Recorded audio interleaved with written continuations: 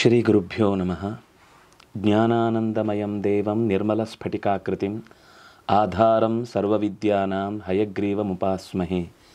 ಬ್ರಹ್ಮಸ್ವರೂಪಾ ಪರಮಾ ಜ್ಯೋತಿರೂಪಾ ಸನಾತನೀ ಸರ್ವವಿದ್ಯಾಧಿದೇವೀಯ ತಸ್ಯೈ ವಾಚೇ ನಮೋ ನಮಃ. ಶ್ರೀಗುರುಭ್ಯೋ ನಮಃ. ಪೂಜ್ಯ ಶ್ರೀಪಾದರನ್ನು ಹೃತ್ಪೂರ್ವಕವಾಗಿ ನಮಿಸುತ್ತಾ, ಚಾತುರ್ಮಾಸ್ಯದ ಅವಧಿಯಲ್ಲಿ ಸಚ್ಚಿಂತನೆಗಳ ಒಂದು ಸರಣಿಯ ಕಾರ್ಯಕ್ರಮದಲ್ಲಿ ಅನೇಕ ಸಾಮಾಜಿಕ ಮತ್ತು ಶಾಸ್ತ್ರೀಯ ಸಂಬಂಧ ಇರುವ ಸಂಗತಿಗಳನ್ನು ಈ ವೇದಿಕೆಯ ಮೂಲಕ ಚರ್ಚಿಸುವ ಒಂದು ಅನುಷ್ಠಾನಕ್ಕೆ ತರುವ ಒಂದು ಸಂಕಲ್ಪವನ್ನು ಶ್ರೀಪಾದರು ನಡೆಸಿದ ಕ್ರಮದಲ್ಲಿ ಇವತ್ತು ನಾವು ಭಾರತದ ಅತ್ಯಂತ ಪ್ರಾಚೀನ ರಾಜರ ಪರಂಪರೆಯ ಇತಿಹಾಸದ ಕಡೆಗೆ ಒಂದಿಷ್ಟು ದೃಷ್ಟಿ ಹಾಯಿಸುವ, ಪಕ್ಷಿ ನೋಟ ಬೀರುವ ಈ ಕಾರ್ಯಕ್ಕೆ ಜೊತೆಯಾಗಿದ್ದೇವೆ. ನಮ್ಮೊಂದಿಗೆ ಈ ಚಿಂತನೆಯನ್ನು ನಡೆಸಿಕೊಡುವುದಕ್ಕಾಗಿ ಇಂತಹ ಚಿಂತನೆಗಳಲ್ಲಿ ಕೃಷಿ ಮಾಡಿರುವ, ಒಳ್ಳೆಯ ಪರಿಶ್ರಮ ಪಟ್ಟು ಅದರಲ್ಲಿ ಅನೇಕ ವಿಷಯಗಳನ್ನು ಜಿಜ್ಞಾಸುಗಳಿಗೆ ಉಣಬಡಿಸುವ ಕಾರ್ಯದಲ್ಲಿ ಸಮರ್ಥರಾದ ಶ್ರೀಯುತ ಶಶಿಕಿರಣ್ ಅವರನ್ನು ನಾನು ಹೃತ್ಪೂರ್ವಕವಾಗಿ ಸ್ವಾಗತಿಸ್ತಾ ಇದ್ದೇನೆ. ಶ್ರೀಯುತರು ಪ್ರೇಕ್ಷಾ ಅನ್ನುವಂತಹ ಒಂದು ಪತ್ರಿಕೆಯಲ್ಲಿ ಪ್ರಧಾನವಾಗಿ ಸಂಪಾದಕರಾಗಿ ಕೆಲಸ ಮಾಡ್ತಾ ಇದ್ದಾರೆ. ಅದರ ಜೊತೆಗೆ ಸಂಸ್ಕೃತದ ವಿಶೇಷ ಅಧ್ಯಯನ ಇವರ ಬೆನ್ನಿಗಿದೆ. ಆಧುನಿಕ ಅಧ್ಯಯನದ ಜೊತೆಗೆ ಶಾಸ್ತ್ರೀಯ ಅಧ್ಯಯನ ಅನ್ನೋದು ಯಾವತ್ತೂ ಕೂಡ ಒಂದು ಓದಿಗೆ ಪರಿಪೂರ್ಣತೆಯನ್ನು ತಂದುಕೊಡುತ್ತೆ ಅನ್ನೋದಕ್ಕೆ ಶಶಿಕಿರಣ್ ಅವರೇ ಸಾಕ್ಷಿ. ನಾವು ಮತ್ತೆ ಅವರ ಮಾತುಗಳಲ್ಲಿ ಇದನ್ನೆಲ್ಲ ಗಮನಿಸಬಹುದು. ಮುಖ್ಯವಾಗಿ ಒಂದು ಉಪನ್ಯಾಸದ ಮಾಲಿಕೆ ಹೇಗಿರಬೇಕು ಅನ್ನೋದಕ್ಕೊಂದು ಅಡಿಗಲ್ಲು ಹಾಕಿಕೊಟ್ಟಂತಹ ಗೋಖಲೆಯಂತಹ ಸಂಸ್ಥೆಯಲ್ಲೂ ಅವರು ತುಂಬ ಜವಾಬ್ದಾರಿಗಳನ್ನು ಹೊತ್ತವರೂ ಆಗಿದ್ದಾರೆ. ಮುಖ್ಯವಾಗಿ ಅವಧಾನದ ಕಲೆಯಲ್ಲೂ ಕೂಡ ಪರಿಣತರಾಗಿ ಅನೇಕ ಇಂತಹ ಕಾರ್ಯಕ್ರಮಗಳನ್ನು ನಡೆಸಿಕೊಟ್ಟಿದ್ದಾರೆ. ಅವರಿಗೆ ನಿಮ್ಮೆಲ್ಲರ ಪರವಾಗಿ ಹೃತ್ಪೂರ್ವಕವಾದ ಸ್ವಾಗತವನ್ನು ಕೋರ್ತಾ ಇದ್ದೇನೆ. ಶಶಿಕಿರಣ್ ಅವರೇ, ಸ್ವಾಗತ. ಬಹಳ ಸಂತೋಷ ಇಲ್ಲಿ ಬಂದಿದ್ದು. ಪೂಜ್ಯ ಶ್ರೀಪಾದರ ಅಡಿದಾವರಗಳಿಗೆ ಮನಸ್ಸಿನಿಂದಲೇ ನಮಸ್ಕಾರಗಳನ್ನು ಸಲ್ಲಿಸ್ತಾ ಇದ್ದೇನೆ. ಚಾತುರ್ಮಾಸ್ಯದ ಅನುಷ್ಠಾನದ ಸಂದರ್ಭದಲ್ಲಿ ಇಷ್ಟು ಒಳ್ಳೆಯ ಸದ್ವಿಚಾರಗಳನ್ನು ಬಿತ್ತರ ಮಾಡುವಂತಹ ಸಂಕಲ್ಪ ಬಂದದ್ದೇ ಒಂದು ರೋಮಾಂಚ ತರುವಂತಹ ಅನುಭವ ಆಗ್ತಾ ಇದೆ. ನನಗೂ ಇಲ್ಲಿ ಒಂದು ಅವಕಾಶ ಸಿಕ್ಕಿದ್ದು ಜೀವಿತ ಭಾಗಧೇಯ ಅಂತಲೇ ಭಾವಿಸ್ತೇನೆ. ಮತ್ತೊಮ್ಮೆ ಧನ್ಯವಾದಗಳು. ನಮಸ್ಕಾರ. ನಾವು ಇವತ್ತಿನ ಮುಖ್ಯ ಸಂಗತಿಯಾಗಿ ಮಾತಾಡಲಿಕ್ಕೆ ಹೊರಟದ್ದು ಕ್ಷಾತ್ರ ಪರಂಪರೆಯ ಕುರಿತಾಗಿ. ಸಾಮಾನ್ಯವಾಗಿ ನಮಗೇನು ಅನಿಸುತ್ತೆ ಅಂದರೆ, ಇದು ಯಾವುದೋ ಒಂದು ಜಾತಿಯ ವಿಭಾಗದ ಬಗ್ಗೆ ಮಾತ್ರ ಶಬ್ದ ಬಂದು ನಿಂತಿದೆ ಅಂತ. ಯಾಕೆಂದರೆ ಹಾಗೊಂದು ಶಬ್ದ ಕಿವಿಗೆ ನಿರಂತರ ಬೀಳುವುದು ಬ್ರಾಹ್ಮಣ, ಕ್ಷತ್ರಿಯ, ವೈಶ್ಯ, ಶೂದ್ರ ಅನ್ನುವ ಹಿನ್ನೆಲೆಯಲ್ಲಿ. ಆದರೆ ಇದು ಹಿಂದಕ್ಕೆ ಹೋದರೆ, ಅಂದರೆ ನಾವು ನಮ್ಮ ಭಾರತೀಯ ಎಲ್ಲ ಧರ್ಮದ ಮೂಲ ಅಂತ ಗಮನಿಸುವುದು ವೇದೋಖಿಲೋ ಧರ್ಮ ಮೂಲಂ ಅಂತ. ಅಲ್ಲಿಂದ ಈ ಹಿನ್ನೆಲೆಯನ್ನು ಗಮನಿಸುವುದಾದರೆ ಇದರ ಹಿಂದೆ ಏನೇನು ಸಂಗತಿಗಳು ಬಂದಿವೆ. ಒಂದು, ರಾಜರು ಕೂಡ ನಿರಂತರ ಯಾಗ ಮಾಡ್ತಾ ಇದ್ದವರು. ಆ ಯಾಗದಲ್ಲಿ ಅದಕ್ಕೆ ಸಂಬಂಧಪಟ್ಟಂತೆಯೇ ಸೂಕ್ತಗಳನ್ನು ಬಳಸಿ ಅವರು ದೇಶದ ಹಿತವನ್ನು, ರಾಷ್ಟ್ರ ಸೂಕ್ತಾದಿಗಳಿಂದ ಹಿತವನ್ನು ಬಯಸುವಂಥದ್ದು ಎಲ್ಲ ನಾವು ನೋಡುತ್ತೇವೆ. ಈ ಹಿನ್ನೆಲೆಯಲ್ಲಿ ನಮಗೆ ವೈದಿಕ ಹಿನ್ನೆಲೆ ಈ ಕ್ಷಾತ್ರ ಪರಂಪರೆಯ ಸಂಗತಿಯನ್ನು ಎಷ್ಟು ಬಿತ್ತರಿಸುತ್ತೆ ಅಂತ ನಾವು ಮನಗಾಣಬಹುದು. ಅವಶ್ಯವಾಗಿ ನೀವು ಸೊಗಸಾಗಿ ಹೇಳಿದ್ರೆ, ಈ ಹೊತ್ತು ಕ್ಷತ್ರಿಯ, ಕ್ಷಾತ್ರ ಎಂಬ ಶಬ್ದಗಳೇ ನಮಗೆ ವಿಕೃತವಾಗಿ ಪರಿಚಿತವಾಗಿವೆ ಅಂತ. ಕ್ಷತ್ರ ಶಬ್ದಕ್ಕೆ ಕವಚ ಈ ರೀತಿಯಾದೆಲ್ಲ ಅರ್ಥ ಇದೆ. ವರ್ಮ ಅಂತ ಹೇಳಿದ್ರೆ ಕವಚ ಅಂತ. ಕ್ಷತ್ರಿಯ ಅಂತ ಹೇಳೋವನು ಕಾಪಾಡುವವನು ಅಂತ. ಮನುಷ್ಯರಿಗೆ ಸಹಜವಾಗಿಯೇ ಯೋಗಕ್ಷೇಮಗಳ ಬಗೆಗೆ ಕಾತರಿಯ ಇರುತ್ತೆ. ಯೋಗ ಅಂತ ಹೇಳೋದು ಪಡ್ಕೊಳ್ಳೋದು, ಪಡೆಯೋದನ್ನ ರಕ್ಷಣೆ ಮಾಡುವಂಥದ್ದು ಕ್ಷೇಮ. ಹೀಗೆ ಕ್ಷೇಮವನ್ನ ಮಾಡುವಂಥವನು, ಕ್ಷೇಮಂಕರನಾದವನು ಕ್ಷತ್ರಿಯ ಅಂತ ಇದ್ದಾಗ ಎಲ್ಲ ಜಗತ್ತಿನಲ್ಲಿಯೂ ಎಲ್ಲ ಕಾಲಕ್ಕೂ ಬೇಕಾದಂಥದ್ದು ಒಂದು ಕ್ಷಾತ್ರ ಪ್ರಜ್ಞೆ ಅಂತ ಆಗುತ್ತೆ. ಪ್ರಾಚೀನ ಭಾರತದಲ್ಲಿ ವೇದಗಳ ಕಾಲದಿಂದಲೂ ಕೂಡ ಒಂದು ಕಡೆ ಅರಿವಿನ ಆಯಾಮ, ಇನ್ನೊಂದು ಕಡೆ ಆ ಅರಿವಿನ ಅನುಷ್ಠಾನದ ಎಲ್ಲದ ರಕ್ಷಣೆಯ ಆಯಾಮ ಒಟ್ಟಿಗೆನೆ ಹೋಗ್ತಾ ಇದ್ದದ್ದು ಗೊತ್ತಾಗುತ್ತೆ. ಒಂದು ಕಡೆಯಲ್ಲಿ ಬ್ರಾಹ್ಮ, ಮತ್ತೊಂದು ಕಡೆಯಲ್ಲಿ ಕ್ಷಾತ್ರ ಅಂತ. ಈ ಕ್ಷಾತ್ರ ತೇಜಸ್ಸನ್ನ ಬಹಳ ಉಜ್ವಲವಾಗಿ ಕೊಂಡಾಡಿರುವಂಥದ್ದು ವೇದಗಳಲ್ಲೇ ಕಾಣಿಸುತ್ತೆ. ತಾವೇ ಹೇಳಿದ ಹಾಗೆ ವೈದಿಕ ರಾಷ್ಟ್ರಗೀತೆ ಅಂತಲೇ ಇರುವಂತಹ ಹೆಚ್ಚು ಸೂಕ್ತಗಳಲ್ಲಿ ಪೂರ್ತಿ ನಮಗೆ ಯಜುರ್ವೇದವೇ ನಮಗೆ ರಾಜನ್ಯರ ವೇದವಾಗಿ ಪ್ರಸಿದ್ಧವಾಗಿದೆ. ಮತ್ತು ಭಾರತದ ಕಲ್ಪನೆ ಏನಿದೆ, ನಮ್ಮ ಭೂಭಾಗದ ಪರಿಕಲ್ಪನೆ ಏನಿದೆ, ಅದು ವೇದಗಳಲ್ಲಿ ವಿಶಿಷ್ಟವಾಗಿ ಕಂಡುಬರುತ್ತೆ. ನಮ್ಮ ಪ್ರಜೆಗಳು ಯಾರು ಹುಟ್ಟುತ್ತಾರೆ ಅವರು ನಮ್ಮ ದೇಶಕ್ಕೆ, ನಮ್ಮ ರಾಷ್ಟ್ರಕ್ಕೆ ಹಿತವನ್ನ ಕಾಪಾಡುವಂಥವರಾಗಲಿ ಎಂಬ ಸೂಕ್ತ ನಮಗೆ ಅಥರ್ವ ವೇದದಲ್ಲಿ ವಿಸ್ತಾರವಾಗಿ ಪೃಥ್ವಿ ಸೂಕ್ತ ಅಂತ ಕಂಡುಬರುತ್ತೆ. ಅಲ್ಲಿ ಹಲವಾರು ಮಂತ್ರಗಳಲ್ಲಿ ನಮ್ಮ ನಾಡಿನ ವೈಶಿಷ್ಟ್ಯ, ಇಲ್ಲಿ ಹುಟ್ಟಬೇಕಾದಂತಹ ಪ್ರಜೆಗಳ ವೈಶಿಷ್ಟ್ಯ ಇದೆಲ್ಲ ಕಂಡುಬರುತ್ತೆ.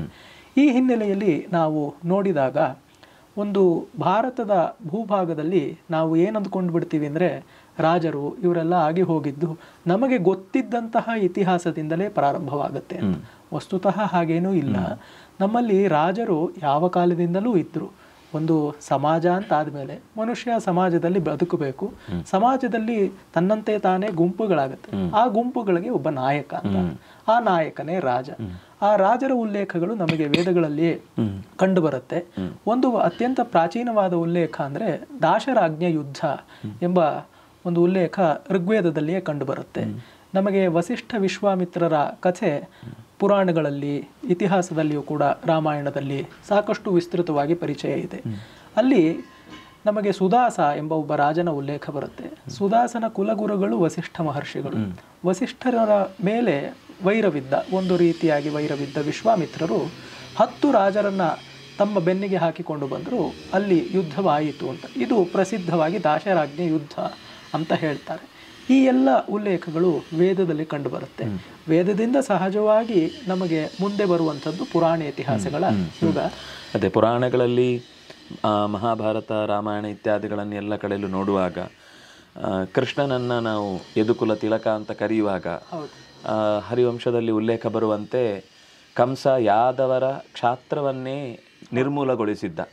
ಅಲ್ಲಿ ಭಾಗವತದಲ್ಲಿ ಉಲ್ಲೇಖ ಬರುವಾಗ ಅವನು ಆ ಊರನ್ನು ಪ್ರವೇಶಿಸುವ ಮುನ್ನ ಹೂ ಕಟ್ಟುವವರನ್ನು, ಬಟ್ಟೆ ನೇಯುವವರನ್ನು ಇತ್ಯಾದಿಗಳನ್ನು ಭೇಟಿಯಾದ ಅಂತ ಇದೆ.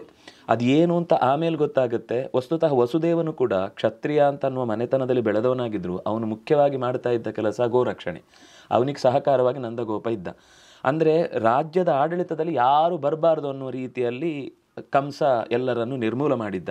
ಕೃಷ್ಣ ಅವನನ್ನು ಕೊಂದ ಮೇಲೆ ಮಾಡಿದ ಮೊದಲ ಕೆಲಸ ಇಷ್ಟೂ ಜನರನ್ನು ಯಾರು ತಮ್ಮ ಕ್ಷಾತ್ರವನ್ನು ಬಿಟ್ಟು ಬೇರೆ ಬೇರೆ ಯಾವುದ್ಯಾವುದೋ ಕೈಂಕರ್ಯಗಳಲ್ಲಿ ತೊಡಗಿದ್ರು ಅವರನ್ನೆಲ್ಲ ಮರಳಿ ತಂದ ಅಂತ. ಹೀಗೆ ಪುರಾಣವೂ ಕೂಡ ಇತಿಹಾಸದ ದೃಷ್ಟಿಯಲ್ಲೂ ಕೂಡ ನಮಗೆ ಈ ಕ್ಷಾತ್ರವನ್ನು ಮರಳಿ ಸ್ಥಾನಕ್ಕೆ ತಂದ ಕಥೆಗಳು ನಮಗೆ ಸಿಗುತ್ತೆ. ಈ ಹಿನ್ನೆಲೆಯಲ್ಲಿ ಇನ್ನೂ ಆ ವಂಶಗಳ ಹೆಸರಾಗಿರ್ಬೋದು, ರಾಜರ ಕಥೆಗಳ ಹೆಸರಿರ್ಬೋದು, ವೇದದಿಂದ ನಂತರಕ್ಕೆ ಬಂದಾಗ ಇಂಥ ದಾಖಲೆಗಳು ಇನ್ನೇನೇನನ್ನ ನಾವು ಇದರ ಹಿನ್ನೆಲೆಯಲ್ಲಿ ಯೋಚನೆ ಮಾಡ್ಬೋದು. ಹೌದು, ರಾಜರು ಕೃಷ್ಣ ಮಾಡಿದ ಕೆಲಸ ಗೀತೆಯಲ್ಲಿ ಯಾವ ಉಪದೇಶ ಅಂತ ಮಾಡಿದ್ನೋ ತನ್ನ ಬದುಕಿನಲ್ಲಿ ಅದನ್ನೇ ಅನುಷ್ಠಿಸಿ ತೋರಿಸಿದ.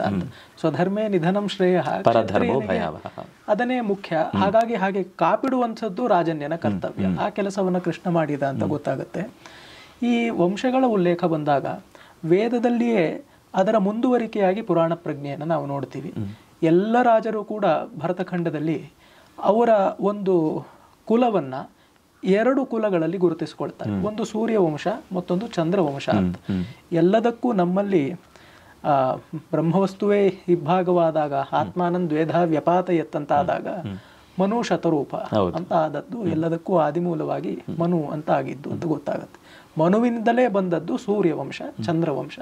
ಮನುವಿನ ಮಗ ಇಕ್ಷ್ವಾಕು ಆದ್ರೆ ಮನುವಿನ ಮಗಳು ಇಳಾದೇವಿ ಅಥವಾ ಇಡಾದೇವಿ. ಇಳಾ ಅವಳು ಬುಧನನ್ನ ಮದುವೆಯಾದಳು, ಬುಧ ಚಂದ್ರನ ಮಗ. ಹೀಗೆ ಬಂದದ್ದು ಅವರಿಬ್ಬರ ಸಂತತಿಯಾಗಿ ಪುರೂರವಸ್ಸು.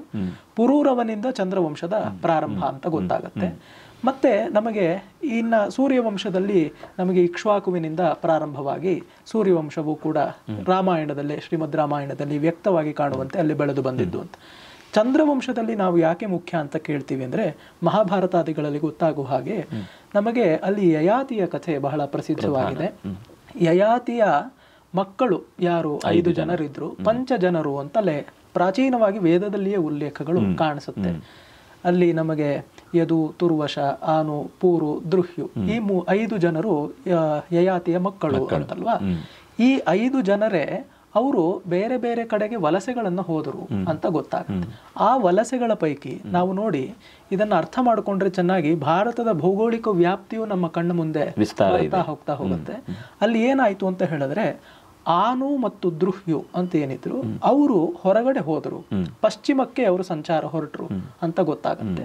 ಭಾರತವನ್ನ ಪ್ರಧಾನವಾಗಿ ಆಮೇಲೆ ಪ್ರಭಾವಿಸಿದ್ದು ಪೂರು, ಅವನ ಬೆನ್ನಿಗೆ ಇನ್ನಿಬ್ಬರು ನಿಂತಿದ್ರು ಅಂತ ಗೊತ್ತಾಗುತ್ತೆ.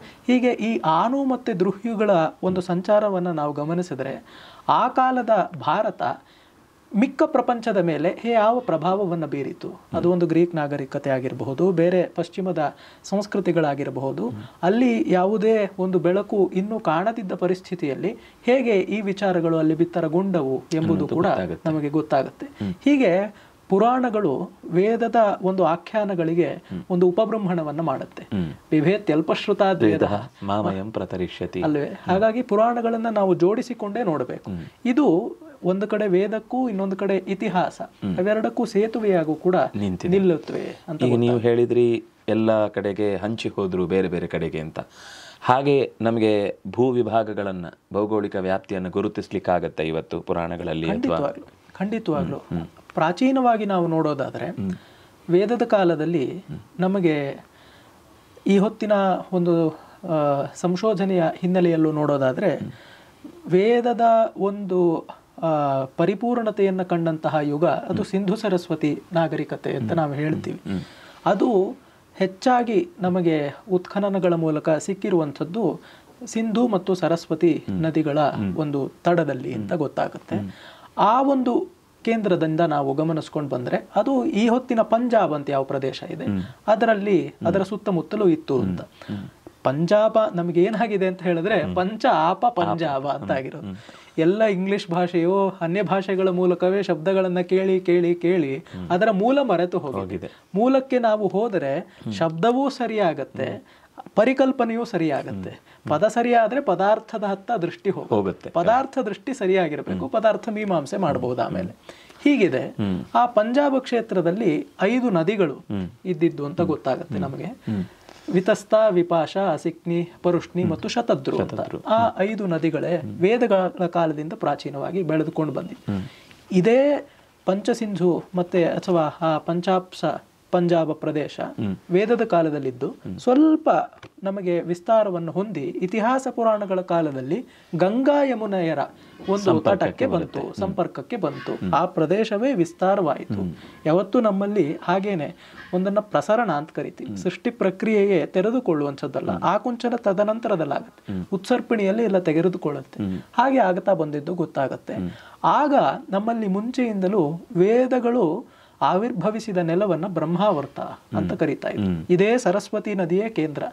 ಸರಸ್ವತಿ ದೃಷದ್ವತ್ಯೋರ್ ದೇವನದ್ಯೋರ್ ಯದಂತರಂ ತನ್ ದೇವನಿರ್ಮಿತಂ ದೇಶಂ ಬ್ರಹ್ಮಾವರ್ತಂ ಪ್ರಚಕ್ಷತೆ ಅಂತ ಹೇಳ್ತಾರೆ. ಅದು ಬ್ರಹ್ಮಾವರ್ತ.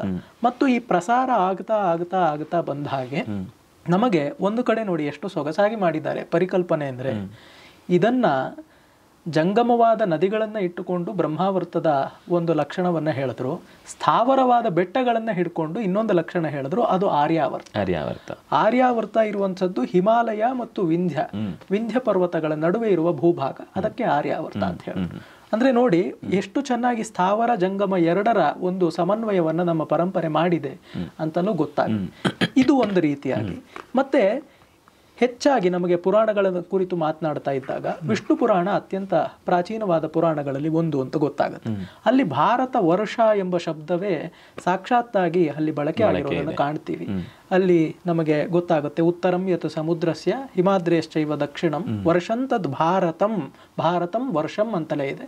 ಭಾರತಿ ಯತ್ರ ಸಂತತಿ ಅಂತ ನಾವು ಇವತ್ತು ಭಾರತೀಯರು ಅಂತ ಹೇಳಿಕೊಳ್ಳೋದು ಅಷ್ಟು ಹಿಂದಿನ ಉಲ್ಲೇಖದಿಂದ ಅಂತ ಗೊತ್ತಾಗುತ್ತೆ. ಹೀಗೆ ಇದು ಭಾರತ ವರ್ಷ ಅಂತ ಗೊತ್ತಾಗುತ್ತೆ. ಮತ್ತೆ ನಾವು ಈ ಹೊತ್ತಿನ ಒಂದು ನಕ್ಷೆಯನ್ನ ಭಾರತದ್ದು ಯಾವುದಿದೆ ಅದನ್ನಿಟ್ಟುಕೊಂಡು ಪ್ರಾಚೀನ ಭಾರತವನ್ನ ನಾವು ವಿವೇಚನೆ ಮಾಡೋದಕ್ಕೆ ಹೊರಡಬಾರದು. ಆ ಕಾಲದಲ್ಲಿ ನಮಗೆ ಒಂದು ಸಾಂಸ್ಕೃತಿಕ ಭಾರತ, ಅದನ್ನ ಬೃಹತ್ ಭಾರತ ಅಂತಲೂ ಕರೀತಾ ಇದ್ರು.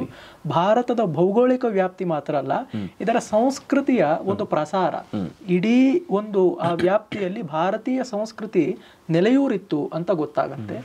ಪಶ್ಚಿಮದಲ್ಲಿ ನಾವು ನೋಡ್ತಾ ಬಂದ್ರೆ ನಮಗೆ ಅಫ್ಘಾನಿಸ್ತಾನ, ಇರಾನ್ ಅಲ್ಲಿಂದ ಪ್ರಾರಂಭ ಮಾಡಿ ಪೂರ್ವಕ್ಕೆ ಬಂದ್ರೆ ಅಲ್ಲಿ ಇಂಡೋನೇಷಿಯಾ, ಜಪಾನಿನ ತನಕ ಭಾರತೀಯ ಸಂಸ್ಕೃತಿಯ ವ್ಯಾಪ್ತಿ ಇತ್ತು ಅಂತ ಗೊತ್ತಾಗುತ್ತೆ.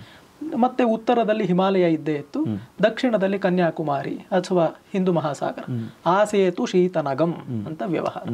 ಹಾಗಿದೆ ಭೌಗೋಳಿಕ ವ್ಯಾಪ್ತಿ ಅಂತ ಗೊತ್ತಾಗುತ್ತೆ. ಅಂದೆ ಭಾರತದಲ್ಲೂ ಪಾಂಡವರ ರಾಜಸೂಯಾಗಕ್ಕೆ ಕಪ್ಪ ಬಂತು ಅಂತ ಹೇಳುವಾಗ ಋಷಿಕಾಹ, ಚೀಣಾಹ, ಹೂಣಾಹ ಅಲ್ಲಿಂದ ಬಂತು ಅಂತ ನಮ್ಗೆ ಗೊತ್ತಾಗುತ್ತೆ. ಹಾಗಾಗಿ ಭೌಗೋಳಿಕವಾಗಿ 5,000 ವರ್ಷದ ಹಿಂದಿನ ಇತಿಹಾಸಕ್ಕೆ ಹೋದಾಗಲೂ ಈ ರಾಜರ ಆಡಳಿತದ ಜಾಗಗಳೆಲ್ಲ ವಿಸ್ತಾರವಾಗಿದ್ದು ಅಂತ ಗೊತ್ತಾಗುತ್ತೆ.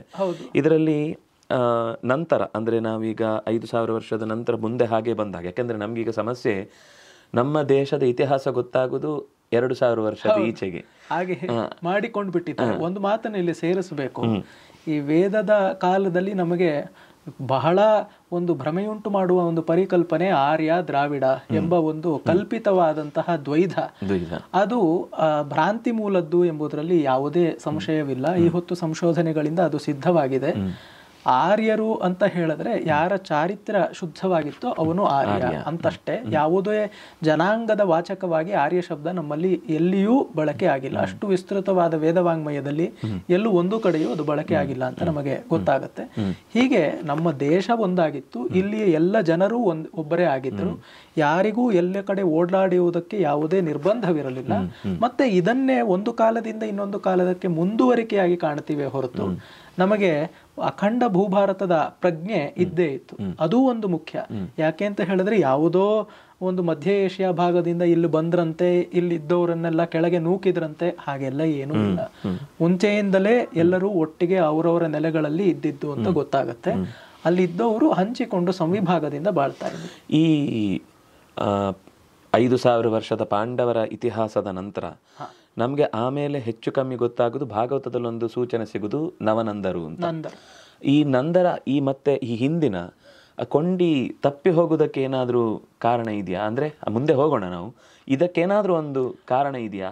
ಪುರಾಣಗಳಲ್ಲಿ ನಮಗೆ ಆ ಕೊಂಡಿಗಳು ಸಿಗುತ್ತೆ. ನಮಗೆ ಏನು ಮಾಡಿಬಿಟ್ಟಿದ್ದಾರೆ ಅಂತ ಹೇಳಿದ್ರೆ ಪುರಾಣಗಳನ್ನ ಸರಿಯಾಗಿ ಅರ್ಥೈಸಿಕೊಂಡಿಲ್ಲ. ಪಾರ್ಗಿಟರ್ ಮುಂತಾದ ವಿದ್ವಾಂಸರು ಅದನ್ನ ಶೋಧಿಸಲಿಕ್ಕೆ ಪ್ರಯತ್ನ ಪಟ್ಟಿದ್ದಾರೆ, ಹಾಜರಾ ಮುಂತಾದವರು ಮಾಡಿದ್ದಾರೆ. ಆದ್ರೆ ಆ ನೆಲೆಯಲ್ಲಿ ಇನ್ನಷ್ಟು ಕೆಲಸಗಳಾಗೋದಕ್ಕೆ ಅವಕಾಶ ಇದೆ. ಅದನ್ನ ಯಾವ ರಾಜಮನೆತಗಳು, ನಾನಿವಾಗ ಸೂರ್ಯವಂಶ ಚಂದ್ರವಂಶ ಅಂತ ಹೇಳದ್ನಲ್ಲ, ಅದಕ್ಕೆ ಗುರುತಿಸಿಕೊಳ್ಳೋರು ಇನ್ನೂ ಅನೇಕ ಮಂದಿ ರಾಜರ ಹೆಸರು ಬರುತ್ತೆ. ಸಾರಾಸಗಟಾಗಿ ಇವ್ರು ಎಲ್ಲರೂ ಪೂರ್ತಿ ಕಲ್ಪನಾ ವಿಲಾಸದಿಂದ ಇದ್ದವರು ಮಾತ್ರ ಅಂತ ಹೇಳಿಬಿಟ್ರೆ ಆಗ ಅಲ್ಲಿ ನಮಗೆ ಈ ರೀತಿಯಾದಂತಹ ಛಿದ್ರಗಳು ಹೆಚ್ಚಾಗಿ ಕಾಣಿಸ್ತಾ ಹೋಗುತ್ತೆ. ಅಲ್ಲಿ ಏನಾದ್ರೂ ಅವಕಾಶಗಳು ಇವೆಯಾ ಶೋಧಿಸುವುದಕ್ಕೆ ಅಂತ ತೆಗೆದು ನೋಡ್ಬೇಕಾಗತ್ತೆ. ಅಂದ್ರೆ ಅದೇ ಪಾಂಡವರದ್ರಲ್ಲಿ ಬರುವಾಗ ಪಾಂಡವರ ನಂತರ 22ನೇ ತಲೆಮಾರು ಕ್ಷೇಮಕನಕ ತನಕ ಉಲ್ಲೇಖ ಬರುತ್ತೆ. ಆಮೇಲೆ ಮಧ್ಯದಲ್ಲಿ ಒಂದಿಷ್ಟು ಅದೇ ಈ ಸಂಬಂಧವನ್ನ ಸೇತುವಾಗಿ ಇಟ್ಟುಕೊಳ್ಳುವ ಅಂಶಕ್ಕೆ ನಾವು ಗಮನ ಕೊಟ್ಟಿಲ್ಲ ಅನ್ನೋದು ಬಿಟ್ರೆ ನವನಂದರಿಂದ ಮುಂದೆ ಶುರುವಾಗುತ್ತೆ. ಆ ನಂತರದ ರಾಜಕೀಯ ಪರಿಸ್ಥಿತಿ ಹೇಗೆ ಬೆಳೆಯಿತು? ಹೌದು. ಮತ್ತೆ ನಂದರದ್ದು ನಮ್ಮಲ್ಲಿ ಏನಾಗ್ಬಿಟ್ಟಿದೆ ಅಂದ್ರೆ ಇತಿಹಾಸ ಬರೆಯುವಾಗ ಯಾವುದೋ ಒಂದನ್ನ ಆರಂಭಿಕ ಬಿಂದು ಅಂತ ತೆಗೆದುಕೊಳ್ತಾರೆ. ನಾವು ಏನು ಮರಿಬಾರದು ಅಂದ್ರೆ ಆ ಆರಂಭಿಕ ಬಿಂದುವು ಧುತ್ತನೆ ಎದ್ದು ಬರಲಿಲ್ಲ. ಅದಕ್ಕೊಂದು ಇತಿಹಾಸವಿದೆ. ಲಕ್ಷ್ಮೀಶು ತೋಳ್ಪಾಡಿ ಅವರು ಯಾವಾಗ್ಲೂ ಹೇಳ್ತಿರ್ತಾರಲ್ಲ, ನಮ್ಮಲ್ಲಿ ಅಗ್ನಿಫ್ ಪೂರ್ವೇಭಿ ಋಷಿಭಿ ಅಂತ ಮೊದಲ ಮಂತ್ರದಲ್ಲೇ ಮೊದಲ ಸೂಕ್ತದಲ್ಲೇ ಹೇಳಬೇಕು ಅಂತ ಹೇಳಿದ್ರೆ ಅವ್ರು ಹಾಗೆ ಬಹಳ ಸೊಗಸಾಗಿ ಒಳನೋಟವನ್ನ ಬೀರುತ್ತಾರೆ. ಹೀಗೆ ಯಾವುದೋ ಮೊದಲು ಬಂತು ಋಗ್ವೇದದ ಒಂದು ಮಂತ್ರಗಳು ಆಗ ಋಷಿಗಳಿಂದ ದೃಷ್ಟವಾದವು ಅಂತ ಹೇಳಿದ್ರೆ ಬೇರೆ ವಿದ್ವಾಂಸರು ಬರ್ತಿದ್ದಾರೆ, they represent the first pinnacle are the first Zenith ಅಂತ. ಅದು ಮೊದಲ ಶಿಖರವೇ ಹೊರತು ಮೊದಲ ಬಿಂದು ಅಲ್ಲ. ಇದನ್ನ ನೆನಪಿನಲ್ಲಿ ಇಟ್ಕೊಳ್ಳಿ. ಹೀಗಾಗಿ ನಂದರಿಗೆ ಅವನು ಯಾರು ನಂದ ಅಂತ ಇದ್ನಲ್ಲ, ಆ ನಂದಕ್ಕೂ ನಂದ ಕುಲ ಅಥವಾ ನಂದ ವಂಶ, ಆ ವಂಶ ಪ್ರಾರಂಭವಾದದ್ದು ಇದ್ದೇ ಇದೆ. ಮತ್ ನಮ್ಮಲ್ಲಿ ಯಾರು ಭಾರತೀಯ ದೃಷ್ಟಿ ಹೇಗೆ ಅಂದ್ರೆ ನಾನು ಇದನ್ನು ಹುಟ್ಟು ಹಾಕಿದೆ, ಯಾರು ಏವಂ ಪರಂಪರಾ ಪ್ರಾಪ್ತ ಹಾಗೆ ಹೇಳೋದು. ಹೀಗಾಗಿ ಅದು ಇದ್ದದ್ದೇ, ಜ್ಞಾನ ಅನಾದಿ ಅನಂತ, ಮತ್ತೆ ನಾವು ಇಲ್ಲಿ ಆಗಂತುಕರಾಗಿ ಬಂದಿದ್ದೇವೆ ಅಂತ ಈ ದೃಷ್ಟಿ ಇರುವುದರಿಂದ ಯಾರು ಕ್ಲೇಮ್ ಮಾಡೋದಿಲ್ಲ ಇದು ನನ್ನದೇ ಅಂತ. ಸೋರಸ್ತಾಡಮ್ ಅಂತ ಸಂಸ್ಕೃತದಲ್ಲಿ ಹೇಳ್ತಾರೆ, ಎದೆ ಬಡಿದುಕೊಂಡು ಇದು ನನ್ನದು ಮೊದಲು ಮಾಡಿದ್ದು ಹಾಗೆ ಮಾಡೋಲ್ಲ. ಕಾಪಿರೈಟಿನ ಪರಿಕಲ್ಪನೆ ಇಲ್ಲವಲ್ಲ. ಹೀಗಾಗಿ ನವನಂದರ ಕಾಲದಲ್ಲಿ ನಾವು ನೋಡಿದಾಗ ಮುಖ್ಯವಾಗಿ ಎದ್ದು ತೋರುವಂಥದ್ದು 2-3 ಸಂಗತಿಗಳು ಇಲ್ಲಿ ಬರುತ್ತೆ.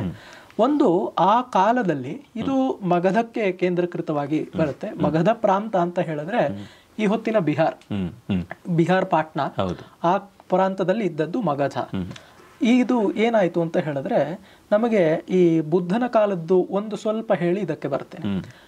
ಈ ಬುದ್ಧನನ್ನು ಅವರು ಇತಿಹಾಸಕಾರರು ಎಲ್ಲ ಬಹಳ ಮುಖ್ಯವಾಗಿ ಪರಿಗಣಿಸಿ ಮಾಡ್ತಾರೆ.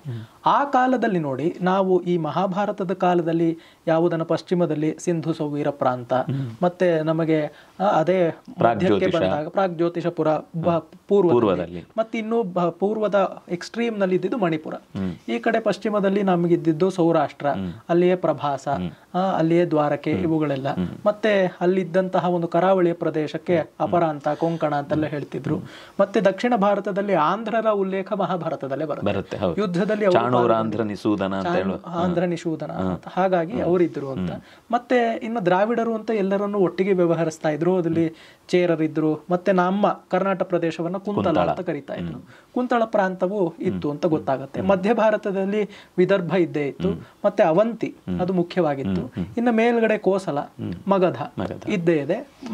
ಇವತ್ತಿನ ಒರಿಸ್ಸಾನ ಕಳಿಂಗ ಅಂತ ಕರೀತಾರೆ. ಇದು ಒಟ್ಟಂದದ ವ್ಯಾಪ್ತಿ. ಮೇಲಂತೂ ಕಾಶ್ಮೀರ ಇದ್ದೇ ಇದೆ, ಅದರ ಕೆಳಗಡೆ ಪಂಜಾಬ, ಹೀಗೆ ಬರ್ತಾ ಇದೆ. ಈ ಬುದ್ಧನ ಕಾಲದಲ್ಲಿ ನಾವು ಏನು ನೋಡ್ತೀವಿ ಅಂತ ಹೇಳಿದ್ರೆ, ಈ ಭೂಭಾಗವೇ 16 ಮಹಾ ಜನಪದಗಳಾಗಿ ವಿಭಕ್ತವಾಗಿತ್ತು. ಮುಖ್ಯವಾಗಿ ಅದರಲ್ಲೂ 4 ಹೇಳ್ತಾರೆ. ಒಂದು ಮಗಧ, ಕೋಸಲ, ಮತ್ತೆ ಅವಂತಿ, ವತ್ಸ, ಈ 4 ಪ್ರಧಾನವಾಗಿ ಹೇಳ್ತಾರೆ. ಇನ್ನು 12 ಜೋಡಿಸ್ಕೊಂಡು ಭಾಷೆ ಶೈಲಿಯಲ್ಲೂ ಇದೇ ಕೆಲವೊಂದು ಚೂರು ಹತ್ತಿರದಲ್ಲಿ ನೋಡ್ತೀವಿ. ಮಾಗಧಿ, ಹೌದು, ಪ್ರಾಕೃತಗಳು. ನಮಗೆ ಶೂರಸೇನ ದೇಶದ್ದು ಪ್ರಾಕೃತ ಆಡು ಮಾತು ಶೌರಸೇನಿ ಪ್ರಾಕೃತ, ಮಹಾರಾಷ್ಟ್ರ ದೇಶದ ಆಡು ಮಾತು ಮಹಾರಾಷ್ಟ್ರೀಯ ಪ್ರಾಕೃತ. ಇದೇ ರೀತಿಯಾಗಿ ಅಷ್ಟೇ. ಹಾಗಾಗಿ ಮೂಲಕ್ಕೆ ಹೋದ್ರೆ ಹೆಚ್ಚು ತೆರೆದುಕೊಳ್ಳುತ್ತೆ ಅಂತ ಈ ರೀತಿಯಾಗಿ ಆಗ್ತಾ ಇತ್ತು. ಆ ಒಂದು ಮಗಧದ ಕಾಲದಲ್ಲಿ ಹೀಗೆಲ್ಲ ಆಗ್ತಾ ಇತ್ತು. ಈ ನಂದರ ಒಂದು ಕಾಲಕ್ಕೆ ನಾವು ಬಂದಾಗ ಅಲ್ಲಿ ಏನಾಯ್ತು ಅಂತ ಹೇಳಿದ್ರೆ, ಧನನಂದ, ನಂದಾಂತಂ ಕ್ಷತ್ರಿಯ ಕುಲಂ ಅಂತ ಪುರಾಣಗಳಲ್ಲಿ ಒಂದು ಮಾತು ಕಾಣಿಸುತ್ತೆ. ಆಮೇಲೂ ಬೇಕಾದಷ್ಟು ಬಂದಿದ್ದಾರೆ. ಆ ವಿಚಾರ ಬೇರೆ, ವಿಷಯಾಂತರವಾಗತ್ತೆ. ಆದ್ರೆ ಈ ಧನನಂದನಗೆ ಮುಂಚೆ ಬೇಕಾದಷ್ಟು ಜನ ನಂದರಿದ್ರು ಅಂತ ಗೊತ್ತಾಗುತ್ತೆ, ನವನಂದರು ಎಂಬ ಕಾಲದಲ್ಲಿ. ಆ ಕಾಲದಲ್ಲಿ ಭಾರತದ ಮೇಲೆ ಪಶ್ಚಿಮದ ಒಂದು ಗಡಿಯಲ್ಲಿ ಅಲೆಕ್ಸಾಂಡರಿನ ಆಕ್ರಮಣವಾಯಿತು. ಇದು ನಾವು ಮುಖ್ಯವಾಗಿ ಯಾಕೆ ಗಮನಿಸಬೇಕು ಅಂದ್ರೆ, ಅಲೆಕ್ಸಾಂಡರ್ ಅವನು ಪೂರ್ತಿ ಪ್ರಪಂಚವನ್ನೇ ತನ್ನ ತೆಕ್ಕೆಗೆ ತೆಗೆದುಕೊಳ್ಳಬೇಕು ಎಂಬ ಮಹತ್ವಾಕಾಂಕ್ಷೆಯಿಂದ ಹೊರಟಂತಹ ಒಬ್ಬ ರಾಜ. ಭಾರತಕ್ಕೆ ಬಂದಾಗ ಅವನು ಎಷ್ಟು ಪ್ರಯತ್ನ ಪಟ್ಟರು, ನಮ್ಮ ಪಶ್ಚಿಮದ ಗಡಿಯ ಒಂದು ಸಣ್ಣ ಪ್ರದೇಶವನ್ನು ಮಾತ್ರ ಅವನು ಮುಟ್ಟುವುದಕ್ಕೆ ಸಾಧ್ಯವಾಯಿತು, ಒಳಗಡೆ ಬರೋದಕ್ಕೆ ಸಾಧ್ಯವೇ. ನಂದರ ಒಂದು ಆಳ್ವಿಕೆ ಅಷ್ಟು ಬೃಹತ್ತಾಗಿ ಆಗ್ಲೇ ಮೊದಲ ಬಾರಿಗೆ ನೋಡಿದ್ದಂತಲ್ಲ ಇಲ್ಲಿ ಆ ರೀತಿ ಅಂತೆಲ್ಲ ಹೇಳ್ತಾರೆ. ಮತ್ತು ಅಲ್ಲೆಲ್ಲ ಹೀಗೆ ಬಂದಾಗ 2-3 ಕಾರಣಗಳನ್ನ ಕೊಡ್ತಾರೆ. ಒಂದು, ಅವನ ಸೈನ್ಯಕ್ಕೆ ಆಗ್ಲೇ ಸುಸ್ತಾಗಿ ಬಿಟ್ಟಿತ್ತು, ವಾಪಸ್ಸು ಹೋಗಬೇಕಾಗಿತ್ತು, ಯಾರು ಭಟರು ತನ್ನ ಮಾತನ್ನ ಕೇಳ್ತಿರ್ಲಿಲ್ಲ. ಆದ್ರೆ ನಮಗೆ ನಂಬಬಲ್ಲಂತಹ ಒಂದು ಸಾಧ್ಯತೆ ಅಂತ ಇತಿಹಾಸಕಾರರು ಇದನ್ನ ಗುರುತಿಸ್ತಾರೆ. ನಂದರ ಒಂದು ರಾಜವಂಶ ಯಾವುದಿತ್ತು, ಅದು it presented an insurmountable challenge to him ಅಂತ ಗೊತ್ತಾಗುತ್ತೆ. ಅಲ್ಲಿಯ ತನಕ ಇಡೀ ಪ್ರಪಂಚವನ್ನ ಗೆದ್ದು ಬಿಡ್ತೀನಿ ಅಂತ ಉಜ್ಜುಗಿಸಿ ಬಂದಂತಹ ರಾಜ ಇಲ್ಲಿ ಬಂದಾಗ ನಂದರ ಮುಂದೆ ನಾನು ನಿಲ್ಲಲಾರೆ ಅಂತ ವಾಪಸ್ಸು ಹೋದದ್ದು ಯಾಕೆ ಅಂತ ಗೊತ್ತಾದಾಗ, ಭಾರತದಲ್ಲಿ ಯಾವ ರಾಜಮನೆತನಗಳು ಆಳ್ತಾ ಇದ್ವು, ನಾವು ಈ ಹೊತ್ತು ಕಂಡುಕೊಂಡಂತೆ ಅವರು ಯಾವುದೋ ಸಣ್ಣ ಪ್ರದೇಶ, ಇನ್ನೊಂದು ಸಣ್ಣ ಪ್ರದೇಶ ಅಂತಲ್ಲ. ಭಾರತದ ಇತಿಹಾಸವನ್ನು ನಾವು ಸರಿಯಾಗಿ ಅರ್ಥೈಸಿಕೊಳ್ಳಬೇಕು ಅಂದ್ರೆ ತೌಲನಿಕವಾಗಿ ಸಮಾನಾಂತರ ರೇಖೆಯಲ್ಲಿ ಬೇರೆ ಪ್ರಪಂಚದ ಪ್ರದೇಶಗಳನ್ನು ನೋಡಬೇಕು. ಎಷ್ಟೋ ದೇಶಗಳು ನಮ್ಮ ಒಂದು ರಾಜ್ಯಕ್ಕೆ ಸಮನಾಗಿರುತ್ತೆ. ಇಡೀ ಯುರೋಪಿನ ಖಂಡವೇ ಭಾರತಕ್ಕೆ ಸಮಾನವ, ಬರೀ in the shear geographical expense ಅದು ಎಷ್ಟರ ಮಟ್ಟದ್ದು. ನಮ್ಮ ಒಂದು ಬೆಂಗಳೂರಿನ ಊರಿನಷ್ಟು ಎಷ್ಟೋ ದೇಶಗಳಿರುತ್ತೆ. ಈ ರೀತಿಯಾಗಿ ನಾವು ನೋಡಬೇಕಾಗುತ್ತೆ. ಜನಾಂಗದ ಸಂಖ್ಯೆ ಎಷ್ಟಿದೆ, ಪರಿಮಾಣ ಎಷ್ಟಿದೆ, ವ್ಯಾಪ್ತಿ ಎಷ್ಟಿದೆ, ಹೀಗೆ ನೋಡಿದಾಗ ನಮ್ಮ ಅಧ್ಯಯನ ಅದು ಸರಿಯಾಗುತ್ತೆ ಅಂತ ಗೊತ್ತಾಗುತ್ತೆ. ಈ ನಂದರ ಕಾಲದಲ್ಲಿ ಅಲೆಕ್ಸಾಂಡರ್ನ ಇನ್ವೇಷನ್ ಆಯಿತು. ಆದ್ರೆ ಅವನು ನಂದರ ತನಕ ಬರಲೂ ಇಲ್ಲ, ಅಲ್ಲಿಯೇ ಹಿಮ್ಮೆಟ್ಟಿ ಹೋದ ಅಂತ ಗೊತ್ತಾಗುತ್ತೆ. ಆದರೆ ಹೋಗಾದ್ಮೇಲೂ ಕೂಡ ಮತ್ತೆ ಇಲ್ಲಿಂದ ಭಾರತದ ಮೇಲೆ ಆದಂತಹ ಒಂದು ಬಹಿರಂಗದ ಆಕ್ರಮಣಗಳಿಗೆ ಶ್ರೀಕಾರವಾಯಿತು. ಅದಕ್ಕೆ ಮುಂಚೆಯೂ ಪರ್ಷಿಯಾ ದೇಶದರ ಒಂದು ಸ್ವಲ್ಪ ಆಕ್ರಮಣವಾಗಿತ್ತು ಅಂತ ಹೇಳ್ತಾರೆ. ಮತ್ತು ಸರಿಯಾಗಿ ಗುರುತಿಸುವಂಥದ್ದು ಅಲೆಕ್ಸಾಂಡರ್. ಮತ್ತೆ ಇಲ್ಲಿ ನಾವು ನೋಡುವಂಥದ್ದು ಮುಖ್ಯವಾಗಿ ಚಂದ್ರಗುಪ್ತ ಮೌರ್ಯ, ಅವನಿಗೆ ಬೆನ್ನಿಗೆ ನಿಂತಹ ಚಾಣಕ್ಯ. ಇಲ್ಲಿ ಮತ್ತೆ ಆ ಬ್ರಾಹ್ಮಕ್ಷಾತ್ರ ಸಮನ್ವಯವನ್ನ ನೋಡ್ತೀವಿ. ಮತ್ತೆ ಕಾಲದ ಜೊತೆಗೆ ನೋಡುದಾದ್ರೆ ಎಷ್ಟು 2000 ವರ್ಷದ ಹಿಂದೆ ಅಂದಾಗ ಹೌದು, ಅಲ್ಲಿ 600 ವರ್ಷಗಳ ಹಿಂದೆ ನಮ್ಗೆ ಅಷ್ಟು ಅಂತ ಗೊತ್ತಾಗತ್ತೆ. 2000 ವರ್ಷಗಳಿಗಿಂತ 600 ವರ್ಷದ ಹಿಂದೆ ಅಂತ ಸಾಮಾನ್ಯ ಶಕ ಪೂರ್ವ ಅಂತ ಹೇಳ್ತೀವಿ. ಮುಂಚೆ ಎಲ್ಲ ನಮಗೆ ಕ್ರೈಸ್ತ ಮತಕ್ಕೆ ಅನುಸಾರಿಯಾಗಿ AD ಮತ್ತೆ BC ಅಂತೆಲ್ಲ ಹೇಳ್ತಾ ಇದ್ರು. ಈಗ ಹಾಗಲ್ಲ ಅಂತ ಪ್ರಪಂಚದಾದ್ಯಂತ ನಮಗೆ ಸಾಮಾನ್ಯ ಶಕ ಅಂತ ವ್ಯವಹಾರ ಬಂದಿದೆ. ಕಾಮನ್ ಇರಾ ಎಲ್ಲರಿಗೂ ಸರಿಯಾದದ್ದು ಅಂತ ಕಾಮನ್ ಇರಾ ಮತ್ತೆ ಕಾಮನ್ ಇರಾಗೆ ಪೂರ್ವ ಅದು ಸಾಮಾನ್ಯ ಶಕ ಪೂರ್ವ ಅಂತ ಗೊತ್ತಾಗತ್ತೆ. ಹೀಗೆ ಈ ಅಲೆಕ್ಸಾಂಡರಿನ ಇನ್ವೇಷನ್ ಆಗಿದ್ದು ನಮಗೆ ಒಂದು 300 ಸಾಮಾನ್ಯ ಶಕ ಪೂರ್ವ 300ನೇ ವರ್ಷದಲ್ಲಿ ಅಂತ ಗೊತ್ತಾಗುತ್ತೆ. 323 ಹೀಗೇನೋ ಹೇಳ್ತಾರೆ. ಆ ಕಾಲದಲ್ಲಿ ಈ ನವನಂದರು ಇದ್ರು ಅಂತ ನಾನು ಹೇಳದ್ನಲ್ಲ, ಬುದ್ಧನ ಕಾಲ 6ನೇ ಶತಮಾನ ಹಿಂದ್ಗಡೆ, ಇದು 3ನೇದು ಅಂತ ಗೊತ್ತಾಗತ್ತೆ. ಅವಾಗ ಈ ಚಂದ್ರಗುಪ್ತ ಮೌರ್ಯ ಏನು ಮಾಡಿದ, ಅವನು ತನ್ನ ಚಕ್ರಾಧಿಪತ್ಯವನ್ನ ಆ ಇಡೀ ಒಂದು ಭೂಭಾಗದಲ್ಲಿ ಅವನು ಏರ್ಪಡಿಸಿಕೊಂಡ ಅಂತ ಗೊತ್ತಾಗತ್ತೆ. ಅದಾದ ಬಳಿಕ ಈ ಅಲೆಕ್ಸಾಂಡರ್ ಏನೋ ಹೊರಟು ಬಿಟ್ಟ ವಾಪಸ್ಸು, ಆದ್ರೆ ತನ್ನ ಕೆಲವು ಸೇನಾನಿಗಳನ್ನ ಮತ್ತೆ ಮತ್ತೆ ಕಳಿಸ್ತಾ ಇದ್ದ, ಭಾರತದ ಜೊತೆಗೆ ಕಳಿಸ್ತಾ ಇದ್ದ. ಇವನು ಚಂದ್ರಗುಪ್ತ ಮೌರ್ಯ ಮೊದಲ ಬಾರಿಗೆ ಹಾಗೆ ಬಂದಂತಹ ಸೆಲ್ಯೂಕಸ್ ಅಂತ ಕರೀತಾರೆ, ಒಬ್ಬ ಸೇನಾನಿ, ಅಲೆಕ್ಸಾಂಡರಿನ ಸೇನಾನಿ. ಆ ಸೆಲ್ಯೂಕಸ್ಸನ್ನ ದಮನ ಮಾಡಿದ್ದರ ಜೊತೆಗೆ ಅವನ ಮಗಳನ್ನ ಮದುವೆಯಾದ, ಹೆಲೆನಾ ಅಂತ ಕರೀತಾರೆ. ನಮ್ಮಲ್ಲಿ ಧರ್ಮಪತ್ನಿ, ಅರ್ಥಪತ್ನಿ ಹೀಗೆಲ್ಲ ಬೇಕಾದಷ್ಟು ಪರಿಕಲ್ಪನೆಗಳಿದ್ದೇ ಇದೆಯಲ್ಲ. ಮೋಕ್ಷ ಪತ್ನಿಗಳು ಕಂಡು ಬರೋದು ಕೆಲವರೇ, ಮೈತ್ರೇಯಿ ಮುಂತಾದವರು. ಆದ್ರೆ ನಮಗೆ ಹೆಚ್ಚಾಗಿ ಈ ಆರ್ಥಿಕವಾದ ವ್ಯವಸ್ಥೆಯನ್ನ ದೃಢಪಡಿಸಿಕೊಳ್ಳುವುದಕ್ಕೆ ಆರ್ಥಿಕ ನೆಲೆಯಲ್ಲಿ ಆದಂತಹ ವಿವಾಹಗಳು ನೂರಾರು ಉದಾಹರಣೆಗಳಾಗಿ ನಮಗೆ ಕಂಡು ಬರುತ್ತವೆ. ಹಾಗೆ ಆದದ್ದು ಈ ಹೆಲೆನಾ ಅಂತ ಆಕೆಯ ಹೆಸರು. ಆ ರೀತಿ ಮಾಡಿಕೊಂಡು ತನ್ನ ಸಾಮ್ರಾಜ್ಯವನ್ನ ದೃಢಪಡಿಸಿಕೊಂಡ. ಆ ಅರ್ಥಶಾಸ್ತ್ರ ಅವನ ಕಾಲದಲ್ಲಿ ಚಾಣಕ್ಯ ಬರೆದಿದ್ದು ಯಾವುದಿದೆ ಅದು ನಮಗೆ ಈ ಹೊತ್ತಿಗೂ ಕೂಡ ಎಷ್ಟೋ ಜನ ಅದನ್ನ ಅಧ್ಯಯನ ಮಾಡಿದವರು ಹೇಳ್ತಾರೆ, ರಾಜ್ಯ ವ್ಯವಸ್ಥೆ ಆಗಲಿ ಮತ್ತೆ ಅಲ್ಲಿರುವಂತಹ ಪ್ರಿನ್ಸಿಪಲ್ಸ್, ದ ಕೋರ್ ಫಿಲಾಸಫಿ ಅಂತ ಏನ್ ಹೇಳ್ತೀವಿ, ಈ ಹೊತ್ತಿಗೂ ಬದಲಾಗಿಲ್ಲ, ಎಷ್ಟೋ ಬದಲಾಗಿಲ್ಲ. ಈ ಹೊತ್ತಿನ ನಮ್ಮ ಒಂದು ಪ್ರಜ್ಞೆಗೂ ಕೂಡ ಅದರಿಂದ ಬೆಳಕು ಸಿಗುವುದಕ್ಕೆ ಸಾಧ್ಯ ಅಂತೆಲ್ಲ ಕೂಡ ಹೇಳ್ತಾರೆ. ಇದು ಮಗಧದ ಒಂದು ಸಮಯದಲ್ಲಿ. ಅಂದ್ರೆ ಆಗ ಅದೊಂದೇ ಇತ್ತ, ಇನ್ನು ಅದರ ಸುತ್ತಲೂ ಬೇಕಾದಷ್ಟು ಬೇರೆ ಬೇರೆ ಎಲ್ಲ ಇದ್ರು. ಅಂದ್ರೆ ನೋಡಿ, ನಾವೇನ್ ಮಾಡ್ತೀವಿ ಈಗ, ಅಲ್ಲಿಯೇ ಆ ಒಂದು ಕಥೆಯಲ್ಲೇ ಬರುತ್ತೆ, ಪರ್ವತಕ ಅಂತ ಒಬ್ಬ ಇದ್ದ ಅಂತಲ್ಲ. ಅಂದ್ರೆ ನಮಗೆ ಈ ಹೊತ್ತು ಹೇಗೆ ಒಂದು ಪರ್ವತ ಪ್ರದೇಶಗಳಲ್ಲಿಯೋ ಗುಡ್ಡಗಾಡುಗಳ ನೆಲೆಯಲ್ಲಿಯೋ ಬುಡಕಟ್ಟುಗಳು ಅಂತೆಲ್ಲ ಕರಿತೀವಿ, ಅವರೆಲ್ಲ ಹಾಗಾಗಿದ್ರು. ಅದಕ್ಕೆ ಮುಂಚೆ ನೋಡಿ, ಬುದ್ಧನ ಕಾಲದಲ್ಲಿ ಈ ಗಣತಂತ್ರ ವ್ಯವಸ್ಥೆ ಅಂತ ಹೇಳ್ತಾರೆ. ಆ ಗಣತಂತ್ರ ವ್ಯವಸ್ಥೆ ಅಂತ ಹೇಳಿದ್ರೆ ಬೇರೆ ಬೇರೆ ಗಣಗಳು ಒಂದೊಂದೇ. ಇವಾಗ ಒಂದು ಲಿಚ್ಛವಿಗಳ ಗಣ ಅಂತ ವೈಶಾಲಿ ಅಥವಾ ವೃಜಿಗಣ ಅಲ್ಲಿದ್ರು ಅಂತ. ಈ ಮಹಾಜನಪದಗಳು ಅಂತ ಹೇಳದ್ನಲ್ಲ, ಅಲ್ಲಿ ಸ್ವತಂತ್ರವಾಗಿ ಒಂದೊಂದು ಪಾಕೆಟ್ಸ್ ನಲ್ಲಿ ಗಣಗಳು ಅಂತಿದ್ರು. ಅವರಲ್ಲಿ ಅವರು ಯೋಧ ಪ್ರವೃತ್ತಿಯನ್ನ ಉಳ್ಳವರು, ತಮಗೆ ತಾವೇ ಲಾ ಅಂಟು ದೆಮ್ಸೆಲ್ವ್ಸ್ ಅಂತ ಇದ್ರು. ಒಂದು ಏಕಛತ್ರಾಧಿಪತ್ಯ ಬೇಕು ಅಂತ ಚಾಣಕ್ಯ ಕಂಡುಕೊಂಡು, ಯಾಕೆ ಅಂತ ಹೇಳಿದ್ರೆ ಅವನು ನೋಡಿದ ಪಾಶ್ಚಾತ್ಯರಿಂದ ಆಕ್ರಮಣವಾಗ್ತಾ ಇದೆ, ನಮ್ಮಲ್ಲಿ ಒಗ್ಗಟ್ಟಿಲ್ಲ ಅಂತ ಹೇಳಿದ್ರೆ ಬಹಿರಾಕ್ರಮಗಳನ್ನ ಎದುರಿಸುವುದಕ್ಕೆ ನಮಗೆ ಸುಲಭ ತುತ್ತಾಗಿ ಬಿಡ್ತೇವೆ ಅಂತ ಒಂದ್ವಾ ಹಿಮ್ಮೆಟ್ಟಿದ ನಾವು ಇದ್ವಿ ಅಂತ. ಆ ಕಾಲಕ್ಕಾಗಲೇ ಸಾಕಷ್ಟು ದೃಢಿಷ್ಠವಾಗಿತ್ತು. ಇನ್ನ ನಾವು ಹೀಗೆ ಕಾಯ್ತಾ ಕೂತ್ಕೊಂಡ್ರೆ ಕಾಲ ಬಿಡುವುದಿಲ್ಲ ಅಂತ ಹೇಳಿ ಸಾಮ್ರಾಜ್ಯಾಧಿಪತ್ಯವನ್ನ ಮಾಡಿದ. ಹೀಗಾಗಿ ಬೇರೆ ಬೇರೆ ಗಣಗಳಿದ್ದು ಅವನ್ನೆಲ್ಲ ಒಗ್ಗೂಡಿಸಿ ಮಾಡಿದಂಥದ್ದು ಮೌರ್ಯ ಸಾಮ್ರಾಜ್ಯ, ಮಗಧಕ್ಕೆ ಕೇಂದ್ರಿತವಾಗಿ ಅಂತ. ಮತ್ತೆ ನಾವು ಕೇಳೋದು ಗುಪ್ತರ ಪರಂಪರೆ, ಅದು ಎಲ್ಲಿ ತನಕ ವ್ಯಾಪಿಸಿತ್ತು, ಯಾವ ರೀತಿ ಆ ಪರಂಪರೆ ಬಂತು?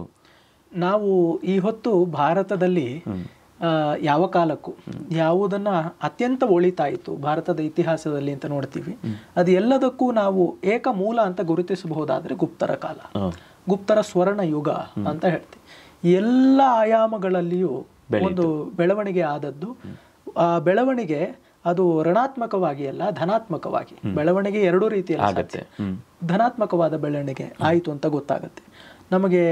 ಪುರಾಣಗಳು ಈ ಹೊತ್ತಿನ ಸ್ವರೂಪಕ್ಕೆ ಬಂದು ನಿಷ್ಕರ್ಷೆಗೊಂಡದ್ದು ಗುಪ್ತರ ಕಾಲದಲ್ಲಿ. ಎಷ್ಟೋ ರಾಜ್ಯ ವ್ಯವಸ್ಥೆಗಳು ನಿಷ್ಕರ್ಷೆಗೊಂಡದ್ದು ಇಲ್ಲಿ. ಕಲೆಶಾಸ್ತ್ರಗಳು ಆಗಿದ್ದು ಆ ಕಾಲ, ವಿಜ್ಞಾನ ಆಗಿದ್ದು ಆ ಕಾಲದಲ್ಲಿ, ಆರ್ಥಿಕ ವ್ಯವಸ್ಥೆ, ದ್ವೀಪಾಂತರ ವಾಣಿಜ್ಯ ಆಗಿದ್ದು ಆ ಕಾಲದಲ್ಲಿ. ಎಲ್ಲ ಆಯಾಮಗಳಲ್ಲೂ ಆಯಿತು. ಒಂದು ಸಾರ್ವಜನಿಕವಾದಂತಹ ಒಂದು ವ್ಯಾಪ್ತಿ. ಸಂಸ್ಕೃತದಲ್ಲಿ ಸಾರ್ವಜನೀನ ಅಂತ ಒಂದು ಶಬ್ದ ಇದೆ. ಸರ್ವಜನ ಹಿತಂ ಅಂತ ಅದಕ್ಕೆ ಅರ್ಥ. ಸರ್ವಜನರಲ್ಲಿ ವ್ಯಾಪಿಸೋದು ಮಾತ್ರ ಅಲ್ಲ, ಅವರಿಗೆ ಹಿತವನ್ನು ಕಲ್ಪಿಸುವಂಥದ್ದು. ಹಾಗೆ ಆಯಿತು ಅಂತ ಗೊತ್ತಾಗತ್ತೆ. ಸ್ವರ್ಣಯುಗ ಅಂತ ಹಾಗಾಗಿ ಅದನ್ನ ಕರೀತಾರೆ. ಅವರ ಸಾಮ್ರಾಜ್ಯ ಏನಾಯಿತು, ಈ ಮಗಧದ ಸಾಮ್ರಾಜ್ಯ ಮೌರ್ಯರದ್ದು, ಅದು ವ್ಯಾಪ್ತಿಯನ್ನು ಪಡೆದುಕೊಂಡಿತ್ತು. ಏನಾಯಿತು ಅಲ್ಲಿ ಮಗಧರಲ್ಲಿ ಈ ಮೌರ್ಯರ ಕಾಲದಲ್ಲಿ ಅಂತ ಹೇಳಿದ್ರೆ ರಾಜರೇನೋ ಆಗಿ ಬಂದ್ರು, ಚಂದ್ರಗುಪ್ತ ಮೌರ್ಯ ಅವನು ಚೆನ್ನಾಗಿ ಆಳ್ತಾ ಇದ್ದ. ಆಮೇಲೆ ಬಂದಂಥದ್ದು ನಮಗೆ ಬಿಂದುಸಾರನ ಮಗ ಅಶೋಕ ಏನು ಮಾಡಿಬಿಟ್ಟಿದ್ದ, ಈ ಕ್ಷಾತ್ರ ಪೌರುಷವನ್ನ ಸ್ವಲ್ಪ ಕುಗ್ಗಿಸಿ ಬಿಟ್ಟಿದ್ದ. ಕಳಿಂಗರ ಮೇಲೆ ಅವನು ಯುದ್ಧ ಮಾಡಿ ಅವನು ಗೆದ್ದಾದ ಮೇಲೆ ಗೆದ್ದು ಅಲ್ಲಿ ಆದಂತಹ ಅಪಾರವಾದಂತಹ ಪ್ರಾಣಹಾನಿಯನ್ನು ನೋಡಿ ಅವನಿಗೆ ಮನಸ್ಸು ಕರಗಿತು ಅಂತ. ಸರಿಯೇ, ಆದ್ರೆ ರಾಜ್ಯ ವ್ಯವಸ್ಥೆಯನ್ನ ನೋಡುವ ರಾಜನೇ ಹೀಗೆ ಎದೆಗುಂದಿ ಕೂತು ಬಿಟ್ರೆ ಪ್ರಪಂಚ ಹಾಗೆ ಇರುತ್ತಾ? ಇರೋಲ್ವಲ್ಲ. ಅದನ್ನೇ ನಾವು ಪ್ರಾಕೃತ ಕಾರುಣ್ಯ ಅಂತ ಕರೀತಾರೆ. ಯಾಮುನಾಚಾರ್ಯರು ಪ್ರಾಕೃತ ಕಾರುಣ್ಯ ಅರ್ಜುನನಿಗೆ ಬಂದಿದ್ದು ಅದೇ ರೀತಿಯಾಗಿ ಆದದ್ದು ಪ್ರಾಕೃತ ಕಾರುಣ್ಯ, ಸಂಸ್ಕೃತವಲ್ಲ ಅಂತ ಗೊತ್ತಾಗುತ್ತೆ. ಹೀಗೆ ಆಗಿದ್ದಕ್ಕೆ ಒಂದು ಆದಿಮೂಲ ಉದಾಹರಣೆ ಅಶೋಕನಲ್ಲಿ ಕುಗ್ಗಿದ ಕ್ಷಾತ್ರ ಪೌರುಷವನ್ನ ಗುಪ್ತ ಸಮ್ರಾಟರು ಅವರು ಮತ್ತೆ ಉಜ್ಜುಗಿಸಿದರು. ಅದನ್ನ ನಾವು ಪ್ರಧಾನವಾಗಿ ಕಾಣುವುದು ಅವರ ಲಾಂಛನ, ವರಾಹ ಲಾಂಛನವನ್ನ, ಪೃಥ್ವಿಯ ಉದ್ಧಾರವನ್ನ ಮಾಡಿದ್ದು ಭಗವಂತ ವರಾಹ ರೂಪಿಯಾಗಿ. ಅದನ್ನ ಇಟ್ಟುಕೊಂಡು ಅವರು ಮಾಡಿದ್ರು. ಅಂದ್ರೆ ಅಶೋಕನ ನಂತರ ಆ ಪರಂಪರೆ ನಿಂತು ಹೋಯ್ತು ಅಂತ ಹೇಳಿದ್ರೆ ಮತ್ತೂ ಬರ್ತಾ ಇದ್ರು. ಇವಾಗ ಅಶೋಕನ ಮಗ ನಮಗೆ ಕಾಣಿಸುತ್ತೆ, ಕುಣಾಲ ಅಂತ ಅವನ ಮಗ, ಮತ್ತೆ ಬೃಹದ್ರಥ ಅಂತ ಇನ್ನೊಬ್ಬ ಮಗ ಇದ್ದ, ಸಂಘಮಿತ್ರ ಅಂತ ಮಗಳಿದ್ಲು. ಹೀಗೆ ಬೆಳೀತಾ ಬರ್ತಾ ಇರುತ್ತೆ. ನಾವು ಶಿಖರಗಳನ್ನ ನೋಡಿ ಮಾಡಿದ್ವಿ, ಪ್ರಾಧಾನ್ಯ ನಮ್ಮ ಪ್ರದೇಶ ಅಂತ. ಹಾಗೆ ಅದು ಬಂದಾದ ಮೇಲೆ ನಮಗೆ ಗೊತ್ತಾಗುವಂಥದ್ದು ಇಲ್ಲಿ ಯಾರು ಗುಪ್ತರು ಬರ್ತಾರೆ. ಶ್ರೀಗುಪ್ತ ಅಂತ ಮೊದಲಿಗೆ ಹೇಳ್ತಾರೆ. ಶ್ರೀಗುಪ್ತ, ಘಟೋತ್ಕಚ ಗುಪ್ತ, ಮೊದಲನೇ ಚಂದ್ರಗುಪ್ತ, ಆಮೇಲೆ ಚಂದ್ರಗುಪ್ತ ವಿಕ್ರಮಾದಿತ್ಯ, ಹೀಗೆ ಎಲ್ಲರೂ ಬರ್ತಾ ಇದ್ರು ಅಂತ ಗೊತ್ತಾಗತ್ತೆ. ಅಲ್ಲಿ ಏನಾಯ್ತು ಗುಪ್ತರ ಸಾಮ್ರಾಜ್ಯದಲ್ಲಿ ಅಂತ ಹೇಳಿದ್ರೆ, ಒಬ್ಬರಾದ ಮೇಲೆ ಒಬ್ಬರು ಅತ್ಯಂತ ಸಮರ್ಥರಾದ ರಾಜರೇ ಬರ್ತಾ ಹೋಗ್ಬಿಟ್ರು. ಇದು ಬಹಳ ವಿಶೇಷ. ಒಬ್ಬ ರಾಜ ಸಮರ್ಥ ಬರಬಹುದು, ತನ್ನ ಮಗನೇ ಕೆಟ್ಟವನಾಗಿರ್ತಾನೆ. ಈಗ ಅಶೋಕನ ಮಕ್ಕಳು ಯಾರು ಅಷ್ಟು ವಿಶಿಷ್ಟರಾಗಿದ್ದವರು ಕಂಡು ಬರೋದಿಲ್ಲ. ಗುಪ್ತರಲ್ಲಿ ಏನಾಯ್ತು ಅಂತ ಹೇಳಿದ್ರೆ, ನಮಗೆ ಎಲ್ಲರೂ ಅತ್ಯಂತ ಪ್ರತಿಭಾಶಾಲಿಗಳು, ಸಮರ್ಥರೇ ಬಂದರು. ಸಮುದ್ರಗುಪ್ತ ಅವನು ಪೂರ್ತಿ ಭೂ ಪ್ರದಕ್ಷಿಣೆಯನ್ನ ಮಾಡಿ ದಿಗ್ವಿಜಯ ಮಾಡಿದ್ದ ಅಂತ ಗೊತ್ತಾಗತ್ತೆ. ಒಂದು ಅಧ್ಯಯನ ಮಾಡಿದವರ ಪ್ರಕಾರ, ಭಗವತ್ ಶರಣ ಉಪಾಧ್ಯಾಯ ಮುಂತಾದ ವಿದ್ವಾಂಸರು ಹೇಳ್ತಾರೆ, ಕಾಳಿದಾಸ ತನ್ನ ರಘುವಂಶದ 4ನೇ ಸರ್ಗದಲ್ಲಿ ವರ್ಣಿಸುವಂತಹ ರಘುವಿನ ದಿಗ್ವಿಜಯ ಸಮುದ್ರಗುಪ್ತನದ್ದು ಅಂತ. ಆ ಕಾಲದಲ್ಲೇ ಕಾಳಿದಾಸ ಇದ್ದದ್ದು ಅಂತ ಗೊತ್ತಾಗುತ್ತೆ. ಸಮುದ್ರಗುಪ್ತನ ಅವನ್ ಮತ್ತೆ ನೋಡಿ ಇಲ್ಲಿ ವೈಶಿಷ್ಟ್ಯ ಏನು ಅಂತ ಹೇಳಿದ್ರೆ, ನಮ್ಮಲ್ಲಿ ಸಾಮಾನ್ಯವಾಗಿ ಈ ರಾಜಮನೆತನ ಬೆಳೆಯುವಂಥದ್ದು ಹಿರಿಯ ಮಗನಿಗೆ ಪಟ್ಟ ಹೋಗುತ್ತೆ ಅಂತ ಹೇಳ್ತಾರೆ. ಗುಪ್ತರು ಏನು ಮಾಡಿದ್ರು, ಯಾರಲ್ಲಿ ಗುಣ ಇದೆಯೋ ಅವರಿಗೆ ಅಂತ ಹೇಳಿದ್ರು. ಸಮುದ್ರಗುಪ್ತ ಹಿರಿಯ ಮಗ ಅಲ್ಲ, ಆದರೆ ತನ್ನ ತಂದೆಯೇ ಒಂದು ಪ್ರಯಾಗದಲ್ಲಿ ಶಾಸನ ಇದೆ, ಸಮುದ್ರಗುಪ್ತನದ್ದೇ ಶಾಸನ ಅಂತ ಗೊತ್ತಾಗತ್ತೆ. ತ್ಯುಪಗುಹ್ಯ ಅಂತ ಬರುತ್ತೆ, ಉಪಗುಹ್ಯ ಅಂತ ಬರುತ್ತೆ. ಬಾ ಮಗನೇ ಅಂತ ಹೇಳಿ ಅಪ್ಪಿಕೊಂಡು ಅವನು ತನಗೆ ಪಟ್ಟ ಕಟ್ಟಿದ ಅಂತ ಗೊತ್ತಾಗುತ್ತೆ. ಯಾರಿಗೆ? ಸಮುದ್ರಗುಪ್ತ. ಅವನು ಹಿರಿಯ ಮಗ ಅಲ್ಲ, ಈ ರೀತಿ ಅಂತ ಗೊತ್ತಾಗುತ್ತೆ. ಅವನ ಮಗ ಚಂದ್ರಗುಪ್ತ ವಿಕ್ರಮಾದಿತ್ಯ ಚಂದ್ರಗುಪ್ತ ಅವನಿಗೆ ಹೆಸರು ಬಂದಾದ್ಮೇಲೆ ಅನೇಕ ಜನ ರಾಜರು ತಾವು ವಿಕ್ರಮಾದಿತ್ಯರು ಅಂತ ಚಲುಕ್ಯ ವಂಶದವರು ಎಲ್ಲರೂ ಗುರುತಿಸಿಕೊಳ್ಳೋದಕ್ಕೆ ಪ್ರಯತ್ನ ಪಟ್ಟರು ಅಂತ. ಹಾಗೇನೆ ಸ್ಕಂದಗುಪ್ತ ಇವರ ಕಾಲದಲ್ಲೆಲ್ಲ ಗೊತ್ತಾಗತ್ತೆ. ಏನು ಮಾಡಿದ್ರು, ಇನ್ನೂ ಬಹಿರಾಕ್ರಮಣಗಳು ಮುಂದುವರಿತಾ ಇತ್ತು. ನಮ್ಮಲ್ಲಿ ಈ ಗ್ರೀಕರು ಮುಂಚೆ ಪರಿಚಯ ಇದೆಲ್ಲ ಆದಾದ್ಮೇಲೆ ಶಕರು ಬಂದರು, ಹೂಣರು ಬಂದರು, ಮತ್ತೆ ಅದೇ ಕಾಲಕ್ಕೆ ಕುಶಾಣರು ಬಂದರು.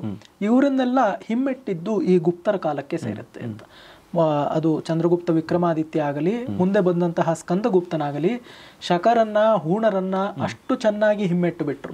ಇವರೆಲ್ಲ ಯಾವ ಪ್ರಾಂತ್ಯದವರು ಶಕರು ಹೂಣರು ಅಂತಂದ್ರೆ? ಆ ಒಂದು ಪಶ್ಚಿಮದಿಂದಲೇ, ಎಲ್ಲರೂ ಭಾರತದ ಪಶ್ಚಿಮಕ್ಕೆ ಬಂದವರು. ಸೆಂಟ್ರಲ್ ಏಷ್ಯಾ ಇವುಗಳನ್ನೆಲ್ಲ ನಾವು ಏನ್ ಗುರುತಿಸ್ತೀವಿ ಅದರಿಂದ ಆಚೆ ಆ ಕಡೆಯಿಂದಲೇ ಬಂದವರು. ಗ್ರೀಸ್ ಇನ್ನೂ ಪಶ್ಚಿಮಕ್ಕೆ ಹೋಗುತ್ತೆ. ಒಟ್ನಲ್ಲಿ ಆ ಪ್ರಾಂತದಿಂದಲೇ ಹೆಚ್ಚಾಗಿ ಬರ್ತಾ ಇದ್ರು ಅಂತ ನಮಗೆ ಗೊತ್ತಾಗತ್ತೆ. ಅವರು ಬಂದು ಆಕ್ರಮಣ ಮಾಡ್ತಿದ್ದನ್ನ ಇದರಲ್ಲಿ ಭದ್ರವಾದ ತಡೆಯನ್ನ ಒಡ್ಡಿದರು ಗುಪ್ತರು ಅಂತ. ಒಂದು ಕಡೆ ಅವರು ಒಬ್ಬ ರಾಜ ಏನು ಮಾಡಬೇಕು, ತನ್ನ ರಾಜ್ಯದಲ್ಲಿ ಪರಿಪಾಲನೆಯನ್ನು ಮಾಡಬೇಕು, ತನ್ನ ಒಂದು ಏನು ಎಲ್ಲೆಗಳಿರುತ್ತೆ ಅದನ್ನು ಕ್ಷೇಮವಾಗಿ ಕಾಲ್ಕೊಳ್ಬೇಕು. ಇವತ್ತು ನಾವು ಫಾರಿನ್ ಪಾಲಿಸಿ ಅದನ್ನೇ ಮುಖ್ಯ ಅಂತ ಮಾತಾಡ್ತಿದ್ದೀವಿ, ಆಗಲೂ ಅಷ್ಟೇ ಇಟ್ಕೊಂಡಿದ್ರು. ಜೊತೆಗೆ ಹೊರಗಿನ ದೇಶಗಳ ಜೊತೆಗೆ ವಾಣಿಜ್ಯ ವ್ಯವಹಾರನ ಇಟ್ಕೊಂಡಿದ್ರು.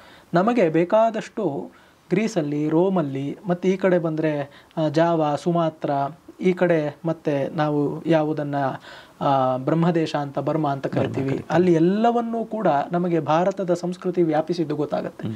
ಚೀನಾ ಇಲ್ಲೆಲ್ಲಾನು ಕೂಡ ವ್ಯಾಪಿಸಿದ್ದು, ಹಿಂದಿನ ಕಾಲದಲ್ಲೇ ಚೀನಾಗೂ ಕೂಡ ಹೋಗಿದ್ರು ಅಂತ ಗೊತ್ತಾಗುತ್ತೆ. ಈ ರೀತಿಯಾದಂತಹ ಗುಪ್ತರ ಕಾಲದಲ್ಲಿ ಒಂದು ವ್ಯಾಪ್ತಿ ಇತ್ತು ಅಂತ ನಾವು ತಿಳ್ಕೊಳ್ಳೋದು. ಈಗ ಈ ಶಕರು ಹೂಣರು ಇವರೆಲ್ಲ ಇಲ್ಲಿಗೆ ಬಂದ್ರು ಅಂತಂದಾಗ ಅವ್ರು ಇಲ್ಲಿಗೆ ಸೇರಿಬಿಟ್ರ ಹೇಗೆ, ಏನಾಯಿತು, ಅವ್ರು ಮುಂದೆ ಮುಂದುವರಿತಾ ಅವರ ಸಂಬಂಧ ಇಲ್ಲಿ?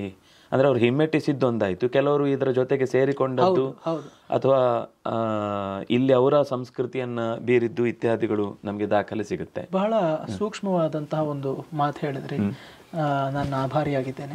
ಅಲ್ಲಿ ಯಾಕೆ ಮುಖ್ಯ ಆಗುತ್ತೆ ಅಂದರೆ, ಭಾರತೀಯ ಸಂಸ್ಕೃತಿಗೂ ಕೆಲವೊಂದು ಅಂಶದಲ್ಲಿ ಗ್ರೀಕ್ ಸಂಸ್ಕೃತಿಗೂ ಸಾಮ್ಯ ಕಾಣುತ್ತೆ.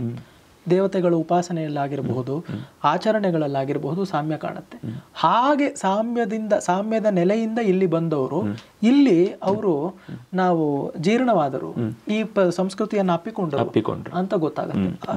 ಎಷ್ಟರ ಮಟ್ಟಿಗೆ ಅಂತ ಹೇಳಿದ್ರೆ, ವಿದಿಶಾ ಎಂಬ ಒಂದು ಪ್ರದೇಶದಲ್ಲಿ ಹೀಲಿಯೋಡೋರಸ್ ಅವನು ಬಂದು ಭಾಗವತ ದೀಕ್ಷೆಯನ್ನ ಸ್ವೀಕರಿಸಿದ. ಅವನು ಒಂದು ವಿಷ್ಣು ಸ್ತಂಭವನ್ನೇ ನೆಟ್ಟಿದ್ದಾನೆ ಅಂತ ನಮಗೆ ಗೊತ್ತಾಗುತ್ತೆ.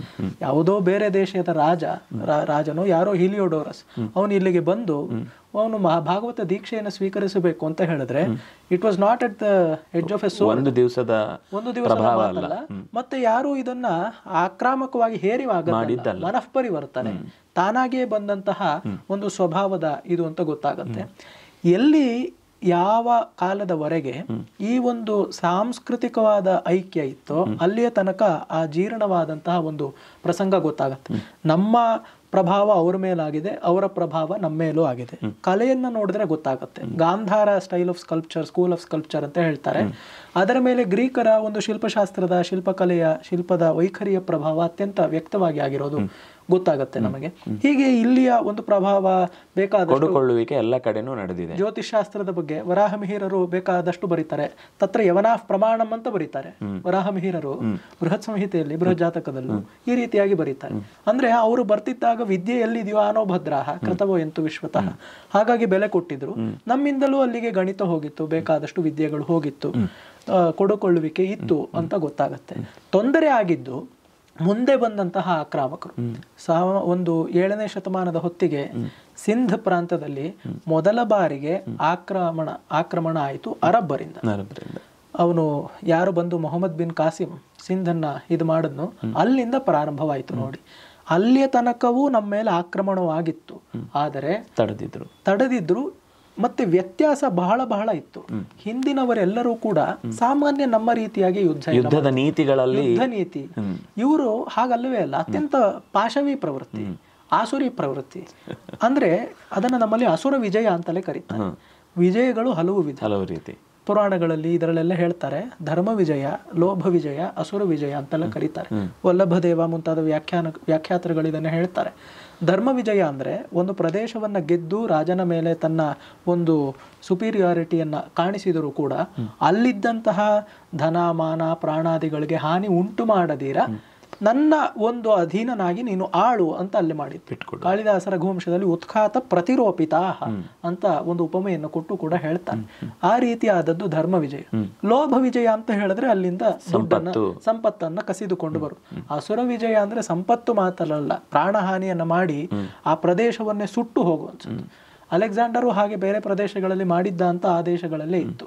ಆದ್ರೆ ಇದು ಬಹಳ ನಮಗೆ ವ್ಯಕ್ತವಾಗಿ ಕಂಡಿದ್ದು ಅರಬ್ಬರ ಬೆನ್ನಿಗೆ ಬರ್ತಾನೆ ಹೋದ್ರು. ಇನ್ನ ಯಾಕೆ ನಮ್ಮ ದೇಶ ಭಗವಂತನಿಂದ ಅಷ್ಟು ಒಂದು ಪ್ರಸನ್ನವಾಗಿದೆ, ಪ್ರಸಾದವನ್ನು ಹೊಂದಿದೆ. It is a land of plenty ಅಂತ ಹೇಳ್ತಾನೆ. ಇಲ್ಲಿನ ಸಾಂಸ್ಕೃತಿಕವಾಗಿ ಮಾತ್ರವಲ್ಲ, ನಮಗೆ ಒಂದು ಹಣ್ಣುಗಳು, ಹೂಗಳು, ಪ್ರಾಣಿಗಳು, ಪಕ್ಷಿಗಳು, ಇದರ ಒಂದು ಸಮೃದ್ಧಿಯೇ ಎಷ್ಟು ಇದೆ. ನಮ್ಮಲ್ಲಿ 6 ಋತುಗಳು ಚೆನ್ನಾಗಿ ವರ್ಷದ ಆದ್ಯಂತ ಬಂದು ಹೋಗುತ್ತವೆ. ಬೇರೆ ಕಡೆ ಸೂರ್ಯನನ್ನು ನೋಡ್ಬೇಕು ಅಂದ್ರೆ 6 ತಿಂಗಳು ಕಾಯಬೇಕು ಅಂತ ಹೇಳ್ತಾರೆ. ನಮ್ಮಲ್ಲಿ ಸೂರ್ಯ ಆತ್ಮ ಜಗತ್ತಸ್ಥುಶ್ಚ ಅಂತ ಹೇಳಿ ಅವನನ್ನು ಕರ್ಮಸಾಕ್ಷಿ ಅಂತ ಕರಿತೀವಿ. ಕರ್ಮ ನಡೆಯೋದಕ್ಕೆ ಸಾಕ್ಷಿ ಆಗಬೇಕು ಅಂದ್ರೆ ಕಾಣಬೇಕಲ್ಲ ಅವನು. ಹಾಗೆ ಎಲ್ಲ ಋತುಗಳು ಇದ್ರು. ಅಂದ್ರೆ ಪ್ರಕೃತಿಯ ಒಂದು ವರಪ್ರಸಾದ ನಮ್ಮ ದೇಶದ ಮೇಲೆ ಅಷ್ಟು ಚೆನ್ನಾಗಿತ್ತು. ಅದನ್ನ ನೋಡಿ ಬೇರೆಯವರಿಗೆ ಕಣ್ಣು ಕೆಸರಾಯ್ತು. ನಾವು ಇಲ್ಲಿ ಹೋಗಿ ಅಲ್ಲಿ ಸಂಪತ್ತನ್ನು ದೋಚಬೇಕು ಅಂತ ಬರ್ತಾ ಹೋದ್ರು. ಒಂದು ಅರಬ್ಬರ ಹಿಂದೆನಿಗೆ ಒಬ್ಬರು ತುರುಕರು ಬಂದ್ರು, ಟರ್ಕ್ಸ್ ಅಂತ ಏನ್ ಹೇಳ್ತೀವಿ, ಆ ರೀತಿ ಬಂದ್ರು. ಮಂಗೋಲರು ಅವರು ಬಂದ್ರು, ಬರ್ತಾನೆ ಹೋದ್ರು. ಆಮೇಲೆ ಅಂತೂ ನಾವು ನೋಡಿದ್ವಿ ಖಲ್ಜಿದೇನಷ್ಟೇ, ಮುಘಲರಿಗೆ ಇದು ಮುಗಿಯುತ್ತೆ. ನಮಗೆ ಈ ಹೊತ್ತು ಮುಘಲರು, ಬ್ರಿಟಿಷರು ಬಿಟ್ಟರೆ ಇತಿಹಾಸದಲ್ಲಿ ಬೇರೆ ರಾಜಮನೆತನಗಳೇ ಇಲ್ಲ ಅಂತ ಆಗಿಬಿಟ್ಟು ಅದನ್ನ ಬೇರೆ ನೋಡ್ಬೇಕಷ್ಟೆ. ಇನ್ನು ನಮ್ಗೆ ಕೆಲವೊಮ್ಮೆ ಈಗ ಮೊಘಲರು ಅಂತ ನೀವು ಹೇಳಿದ್ರಿ, ಇದು ಪ್ರಸಿದ್ಧ ಆಯ್ತು.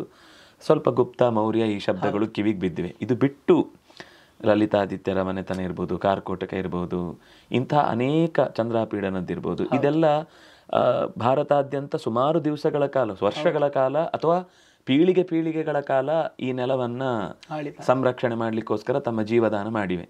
ಇದನ್ನ ನಾವು ಸುಮ್ಮನೆ ಕಣ್ಣು ಹಾಯಿಸೋದಾದ್ರೆ ಏನೇನು ಹೆಸರುಗಳನ್ನು ನಾವು ನೆನಪು ಮಾಡ್ಕೊಳ್ಬಹುದು? ಖಂಡಿತ ಅದನ್ನ ಸ್ವಲ್ಪದಲ್ಲಿಯೇ ಗಮನಿಸೋದಾದ್ರೆ ಪ್ರದೇಶಾನುಸಾರವಾಗಿ ವಿಂಗಡ ಮಾಡಿಕೊಂಡು ನೋಡೋಣ. ಭಾರತದ ಕಿರೀಟ ಕಾಶ್ಮೀರ. ಆ ಕಾಶ್ಮೀರವನ್ನ ಸಂರಕ್ಷಣೆ ಮಾಡಿದ್ದು ಅತ್ಯಂತ ಪ್ರಾಚೀನ ಕಾಲದಿಂದಲೂ ಉಲ್ಲೇಖಗಳು ಸಿಗುತ್ತೆ. ಒಂದು ಪ್ರಧಾನವಾದ ಉಲ್ಲೇಖ ನಾವು ನೋಡೋದಾದ್ರೆ ಕಾರ್ಕೋಟಕ ವಂಶ ಕುಲ ಅಂತ ಹೇಳ್ತೀವಿ.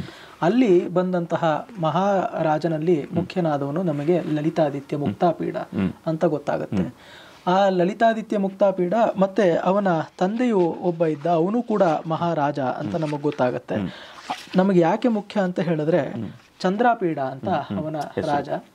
ಆ ಚಂದ್ರಾಪೀಡ ಒಂದೇ ಒಂದು ಸಣ್ಣ ಕಥೆ ಹೇಳ್ಬಿಡ್ತೀನಿ. ನಮ್ಮ ರಾಜರ ಒಂದು ಸ್ವಾರಸ್ಯ ಎಷ್ಟು ಚೆನ್ನಾಗಿದೆ. ಅವರು ಬರೀ ರಾಜರಾಗಿರ್ಲಿಲ್ಲ, ಅವರು ತಮ್ಮ ಸ್ವಭಾವದಿಂದಲೂ ಅಷ್ಟು ಸೌಮ್ಯರಾಗಿದ್ರು, ಪ್ರಜಾವತ್ಸಲರಾಗಿದ್ರು ಅಂತ.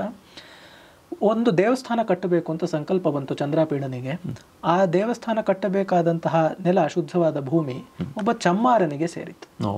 ಆ ಚಮ್ಮಾರನಿಗೆ ಸೇರಿದಾಗ ರಾಜರ ಅಧಿಕಾರಿಗಳು ಬಂದು ಹೇಳಿದ್ರು, ಇಲ್ಲಿ ರಾಜ ದೇವಸ್ಥಾನ ಕಟ್ಟಿಸ್ಬೇಕಪ್ಪ, ನಿನ್ನ ಭೂಮಿಯನ್ನು ಕೊಡು. ಅವನು ಆಗೋಲ್ಲ, ನನಗೆ ವಂಶ ಪಾರಂಪರ್ಯದಿಂದ ಬಂದಿದ್ದು, ಉತ್ಪತ್ತಿ ಒಂದೇ ಇರೋದು, ಕೊಡೋಲ್ಲ. ರಾಜನಿಗೆ ನನ್ನನ್ನು ಬಂದು ಕಾಣೋಕೆ ಹೇಳಿ. ಸಾಮಾನ್ಯವಾಗಿ ನಾವು ಏನು ಭಾವಿಸ್ತೀವಿ, ರಾಜ ತನ್ನನ್ನು ಬಂದು ಕಾಣಬೇಕು ಅಂತ ಹೇಳಿದ್ರೆ ಅವನಿಗೆ ಜೀವಕ್ಕೆ ಉಳಿಗಾಲ ಇಲ್ಲ ಅಂತ ಗೊತ್ತು. ಬಂದ ಚಂದ್ರಾಪೀಡ ರಾಜ ಆ ಚಮ್ಮಾರನ ಬಳಿಗೆ, ಅವನ ಮನೆಗೆ ಬಂದ. ಮನೆಗೆ ಬಂದಾಗ ಚಮ್ಮಾರ ಹೇಳಿದ, ಇದು ನನಗೆ ಪಿತ್ರಾರ್ಜಿತವಾಗಿ ಬಂದದ್ದು, ಪಿತೃಧನ, ಇದನ್ನ ಕೊಡುವುದಕ್ಕೆ ನನಗೆ ಮನಸ್ಸಿಲ್ಲ ಅಂತ. ಸರಿ ಅಂತ ಹೇಳಿದ ಚಂದ್ರಾಪೀಡ. ಸರಿ, ಬೇಡ, ಒಳ್ಳೇದು, ನಾನು ಬೇರೆ ಜಾಗದಲ್ಲಿ ಕಟ್ತೀನಿ ಅಂತ ಹೇಳಿ ಹೊರಟ.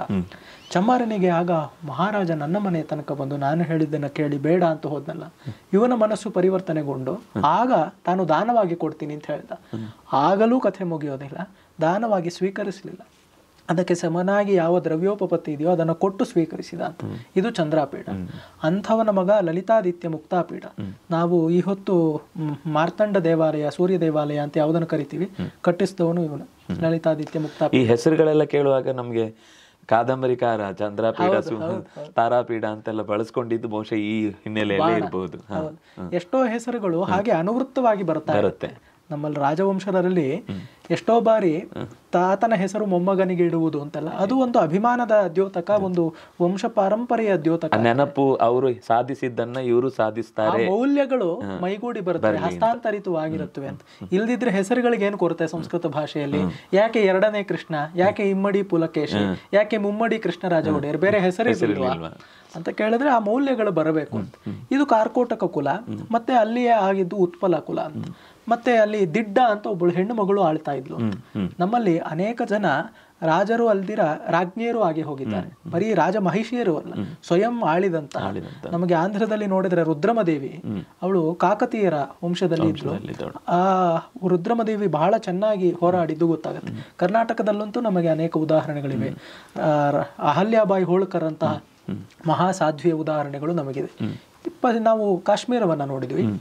ಇನ್ನ ನಮಗೆ ಒಂದು ಸ್ವಲ್ಪ ಪಶ್ಚಿಮದಲ್ಲಿ ನೋಡೋದಾದ್ರೆ ಅಲ್ಲಿ ಗುಜರಾತು ಆ ಪ್ರಾಂತವನ್ನ ಆಳ್ತಾ ಇದ್ದವರ ಪೈಕಿ ನಮಗೆ ಕಾಣಿಸುವಂಥದ್ದು ಗುರ್ಜರ ಪ್ರತಿಹಾರರು ಮತ್ತೆ ಸೋಲಂಕಿಗಳು. ಇವರು ಕೂಡ ಆ ಒಂದು ನೋಡಿ, ಆ ಎಡೆ ಯಾವುದಿದೆ ಭಾರತದ ಪಶ್ಚಿಮ ಎಡೆ, ಅಲ್ಲಿಂದಲೇ ಆಕ್ರಮಣಗಳಾಗುತ್ತಾ ಇದ್ದಿತ್ತು. ಆ ಆಕ್ರಮಣಗಳನ್ನೆಲ್ಲ ಇವರು ಚೆನ್ನಾಗಿ ತಡೆ ಹಿಡಿದಿಟ್ಟಿದ್ರು. ಗುರ್ಜರ ಪ್ರತಿಹಾರರು ಮತ್ತು ಸೋಲಂಕಿಗಳು, ಇವರೆಲ್ಲರೂ ಕೂಡ ಸೋಲಂಕಿಗಳು ಮತ್ತೆ ಅನೇಕ ಜನ ರಾಜಪುತ್ರರು ಅಂತ ಆಗಿ ಹೋದ್ರು. ರಾಜಪೂಟ್ಸ್ ಅಂತ ನಾವೇನು ಹೇಳ್ತೀವಿ, ರಾಜಪುತ್ರರು. ಆ ರಾಜಪುತ್ರರ ಕುಲದವರು ಅನೇಕರು ಆಗಿ ಹೋದ್ರು. ನಮ್ಮಲ್ಲಿ ಪರಮಾರರು, ಚಂದೇಳರು, ಇವರೆಲ್ಲರೂ ಕೂಡ ರಾಜಪುತ್ರರೇ ಅಂತ ಹೇಳ್ತಾರೆ. ಮತ್ತೆ ಇವರಲ್ಲಿ ಅನೇಕರು ನಮಗೆ ರಾಜರು ಅಂತ ಹೇಳಿದ್ರೆ ಕ್ಷತ್ರಿಯ ಕುಲ, ಕ್ಷತ್ರಿಯ ವರ್ಣ ಅಂತ ಹೇಳಿದ್ರು ಕೂಡ ಬ್ರಾಹ್ಮಣರು ರಾಜರಾಗಿ ಹೋಗಿದ್ದಾರೆ. ಶೂದ್ರರು ಅನೇಕ ಮಂದಿ ರಾಜರಾಗಿ ಹೋಗಿದ್ದಾರೆ. ಯಾರಿಗೆ ಆಳುವ ಸಾಮರ್ಥ್ಯ ಇದೆಯೋ ಮುಖ್ಯ. ವೀರಭೋಜ್ಯ ವಸುಂಧರ, ವೀರಭೋಜ್ಯ ವಸುಂಧರ ನಮ್ಮಲ್ಲಿ ಇರುವಂತಹ ಮಾತು. ಹಾಗಾಗಿ ಯಾರಲ್ಲಿ ವೀರ್ಯ ಇದೆಯೋ, ಪರಿಪಾಲನೆ ಮಾಡುವ ಶಕ್ತಿ ಇದೆಯೋ. ನಮ್ಮಲ್ಲಿ ಪುಷ್ಯಮಿತ್ರ ಶುಂಗರು ಇದ್ರು. ನೀವು ಆಗ್ಲೇ ಕೇಳ್ತಿದ್ರಲ್ಲ ಯಾರ ಆದ್ಮೇಲೆ ಯಾರು ಬಂದ್ರು ಅಂತ. ನಮ್ಮಲ್ಲಿ ಪತಂಜಲಿ ಮುನಿಗಳು, ಮಹಾಭಾಷ್ಯಕಾರರು ಇದ್ದದ್ದು 150 ಸಾಮಾನ್ಯ ಶಕ ಪೂರ್ವ. ಆ ಕಾಲದಲ್ಲಿದ್ದು ಪುಷ್ಯಮಿತ್ರ ಶುಂಗ. ಪುಷ್ಯಮಿತ್ರ ಶುಂಗ ಬ್ರಾಹ್ಮಣ. ಆ ಬ್ರಾಹ್ಮಣ ಅವನು ಅಶ್ವಮೇಧ ಯಾಗ ಮಾಡಿದ್ದ. ಯಾರ ಈ ಅಶೋಕರ ಕಾಲ ಆದ್ಮೇಲೆ ನಮಗೆ ಕಾಣುವಂಥದ್ದು ಪುಷ್ಯಮಿತ್ರ ಶುಂಗ, ಶುಂಗಕುಲ. ಆ ಶುಂಗಕುಲದಲ್ಲಿ ಪುಷ್ಪಮಿತ್ರ ಶುಂಗ, ಪತಂಜಲಿ ಮುನಿಗಳು ಉದಾಹರಣೆ ಕೊಡ್ತಾರೆ, ಪುಷ್ಪಮಿತ್ರ ಯಾಜಯಾಮಹ ಅಂತ ಬರುತ್ತೆ. ಅಂದ್ರೆ ಅವನು ಅಶ್ವಮೇಧ ಮಾಡಿದ್ದ. ಪ್ರಾಯಶಃ ಪತಂಜಲಿ ಮುನಿಗಳು ಆರ್ತ್ವಿಜ್ಯವನ್ನು ವಹಿಸಿದ್ರು ಅಂತ ಕೂಡ ಗೊತ್ತಾಗೋದಕ್ಕೆ ಸಾಧ್ಯತೆ ಇದೆ. ಆ ಕುಲದಲ್ಲಿ ಬಂದದ್ದು. ಮತ್ತೆ ನಮಗೆ ಈಗ ಪಶ್ಚಿಮದಲ್ಲಿ ಅದನ್ನ ನೋಡ್ತಾ ಇದ್ವಿ. ಮತ್ತೆ ದಕ್ಷಿಣ ಭಾರತದಲ್ಲಿ ಬಂದ್ರೆ ಕರ್ನಾಟಕದಲ್ಲಿ ನಾವು ಇದ್ದೀವಿ ಎಂಬುದನ್ನ ಇದರಲ್ಲಿ ಎಷ್ಟೋ ಮಂದಿ ಬೇಕಾದಷ್ಟು ಆಡಿ ಹೋಗ್ತಾ ಇದ್ರು. ಅತ್ಯಂತ ಪ್ರಾಚೀನವಾಗಿ ದಕ್ಷಿಣ ಭಾರತದಲ್ಲಿ ಇದ್ದದ್ದು ಶಾತವಾಹನರು. ಆಮೇಲೆ ನಮ್ಮಲ್ಲಿ ಗಂಗರಿದ್ರು, ಕದಂಬರಿದ್ರು, ಬಾದಾಮಿ ಚಾಲುಕ್ಯರು, ಕಲ್ಯಾಣ ಚಾಲುಕ್ಯರು, ರಾಷ್ಟ್ರಕೂಟರು, ಹೀಗೆ ಬೇಕಾದಷ್ಟು ಜನ ರಾಜರು ಇಲ್ಲಿ ಆಳ್ತಾ ಬಂದ್ರು. ಮತ್ತೆ ಇಲ್ಲಿ ಆಳಿದ್ರು ಅಂತ ಹೇಳೋದು ಮಾತ್ರಕ್ಕೆ ಬೇರೆ ಕಡೆ ಇರ್ಲಿಲ್ಲ ಅಂತಲ್ಲ.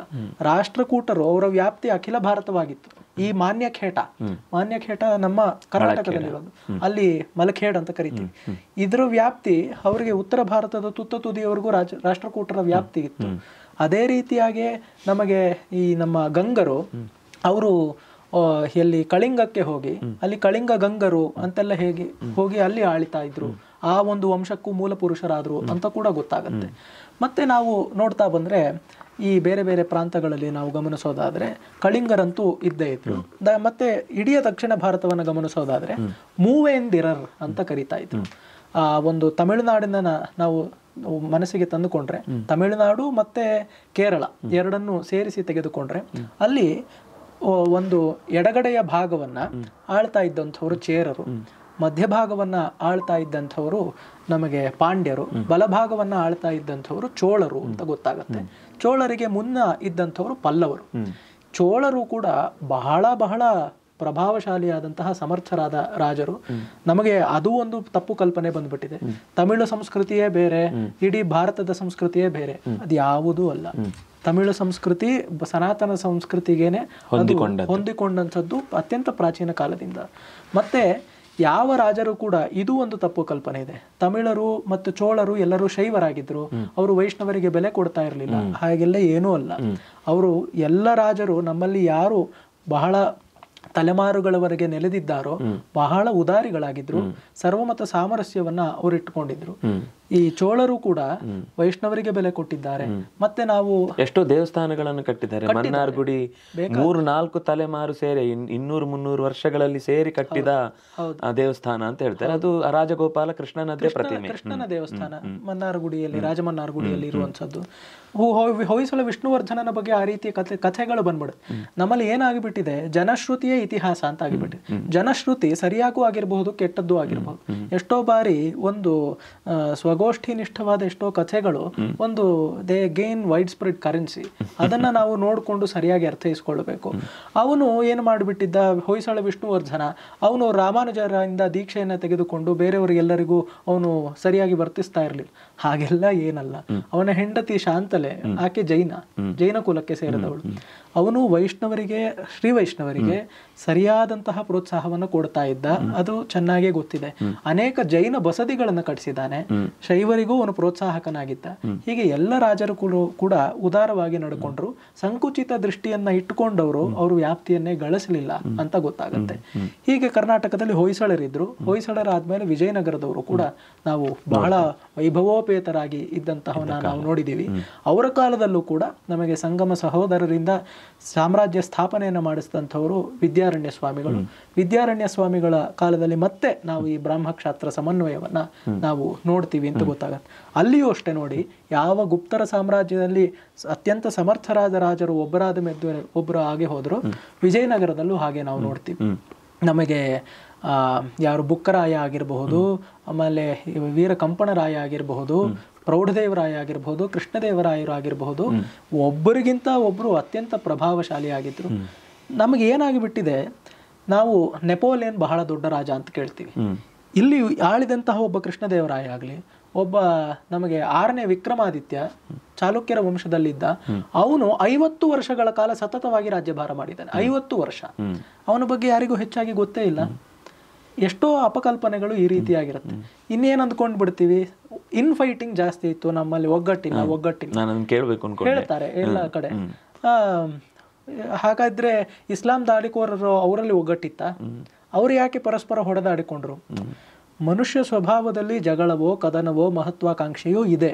ಇಲ್ಲಿ ಮಾತ್ರ ಒಗ್ಗಟ್ಟು ಇಲ್ಲದಿರುವುದು ಭಾರತಕ್ಕೆ ಮಾತ್ರ ವಿಶಿಷ್ಟವಾದ ಗುಣವೋ ದೋಷವೋ ಅಲ್ಲ, ಪ್ರಪಂಚದಲ್ಲಿ ಎಲ್ಲ ಕಡೆ ಇದ್ದಿದ್ದು ಇಲ್ಲೂ ಇದೆ. ಅವ್ರೇನು ಅಂದ್ರೆ ಇದನ್ನ ನಮ್ಮ ಪತನಕ್ಕೆ ಕಾರಣವಾಗಿ ನಾವೇ ಮಾಡ್ಕೊಂಡಿದ್ದು ಅಂತ ಹೇಳುವುದಕ್ಕೋಸ್ಕರ ತಾವು ಮಾಡಿದ ದಾಳಿಯನ್ನು ಮುಚ್ಚಲಿಕ್ಕೋಸ್ಕರ ಇದನ್ನು ಹೆಚ್ಚಾಗಿ ಎತ್ತಿ ಹಿಡಿದ್ರು ಅಂತ ಅನ್ಸುತ್ತೆ. ಈಗ ಒಳಜಗಳಗಳು ಆಗಿದ್ದು ನಿಜ, ಆ ತರ ಆಗದೇ ಇರುವಂತಹ ಅನೇಕ ಉದಾಹರಣೆಗಳಿವೆ, ಅದನ್ನ ಎತ್ತಿ ಹೇಳಲ್ಲ.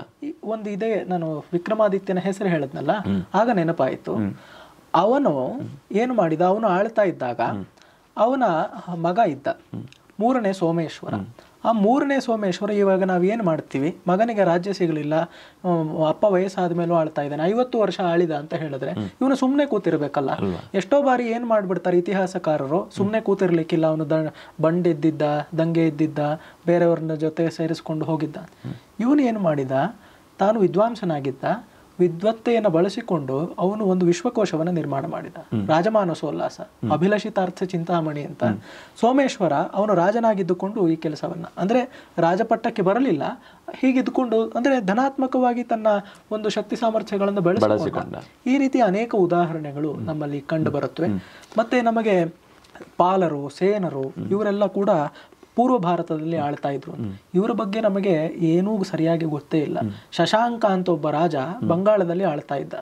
ಆ ಬಂಗಾಳಕ್ಕೆ ಈ ಪಾಲರು ಸೇನರು ಬರುವುದಕ್ಕೆ ಮುನ್ನ ಇದ್ದಂಥವನು ಶಶಾಂಕ.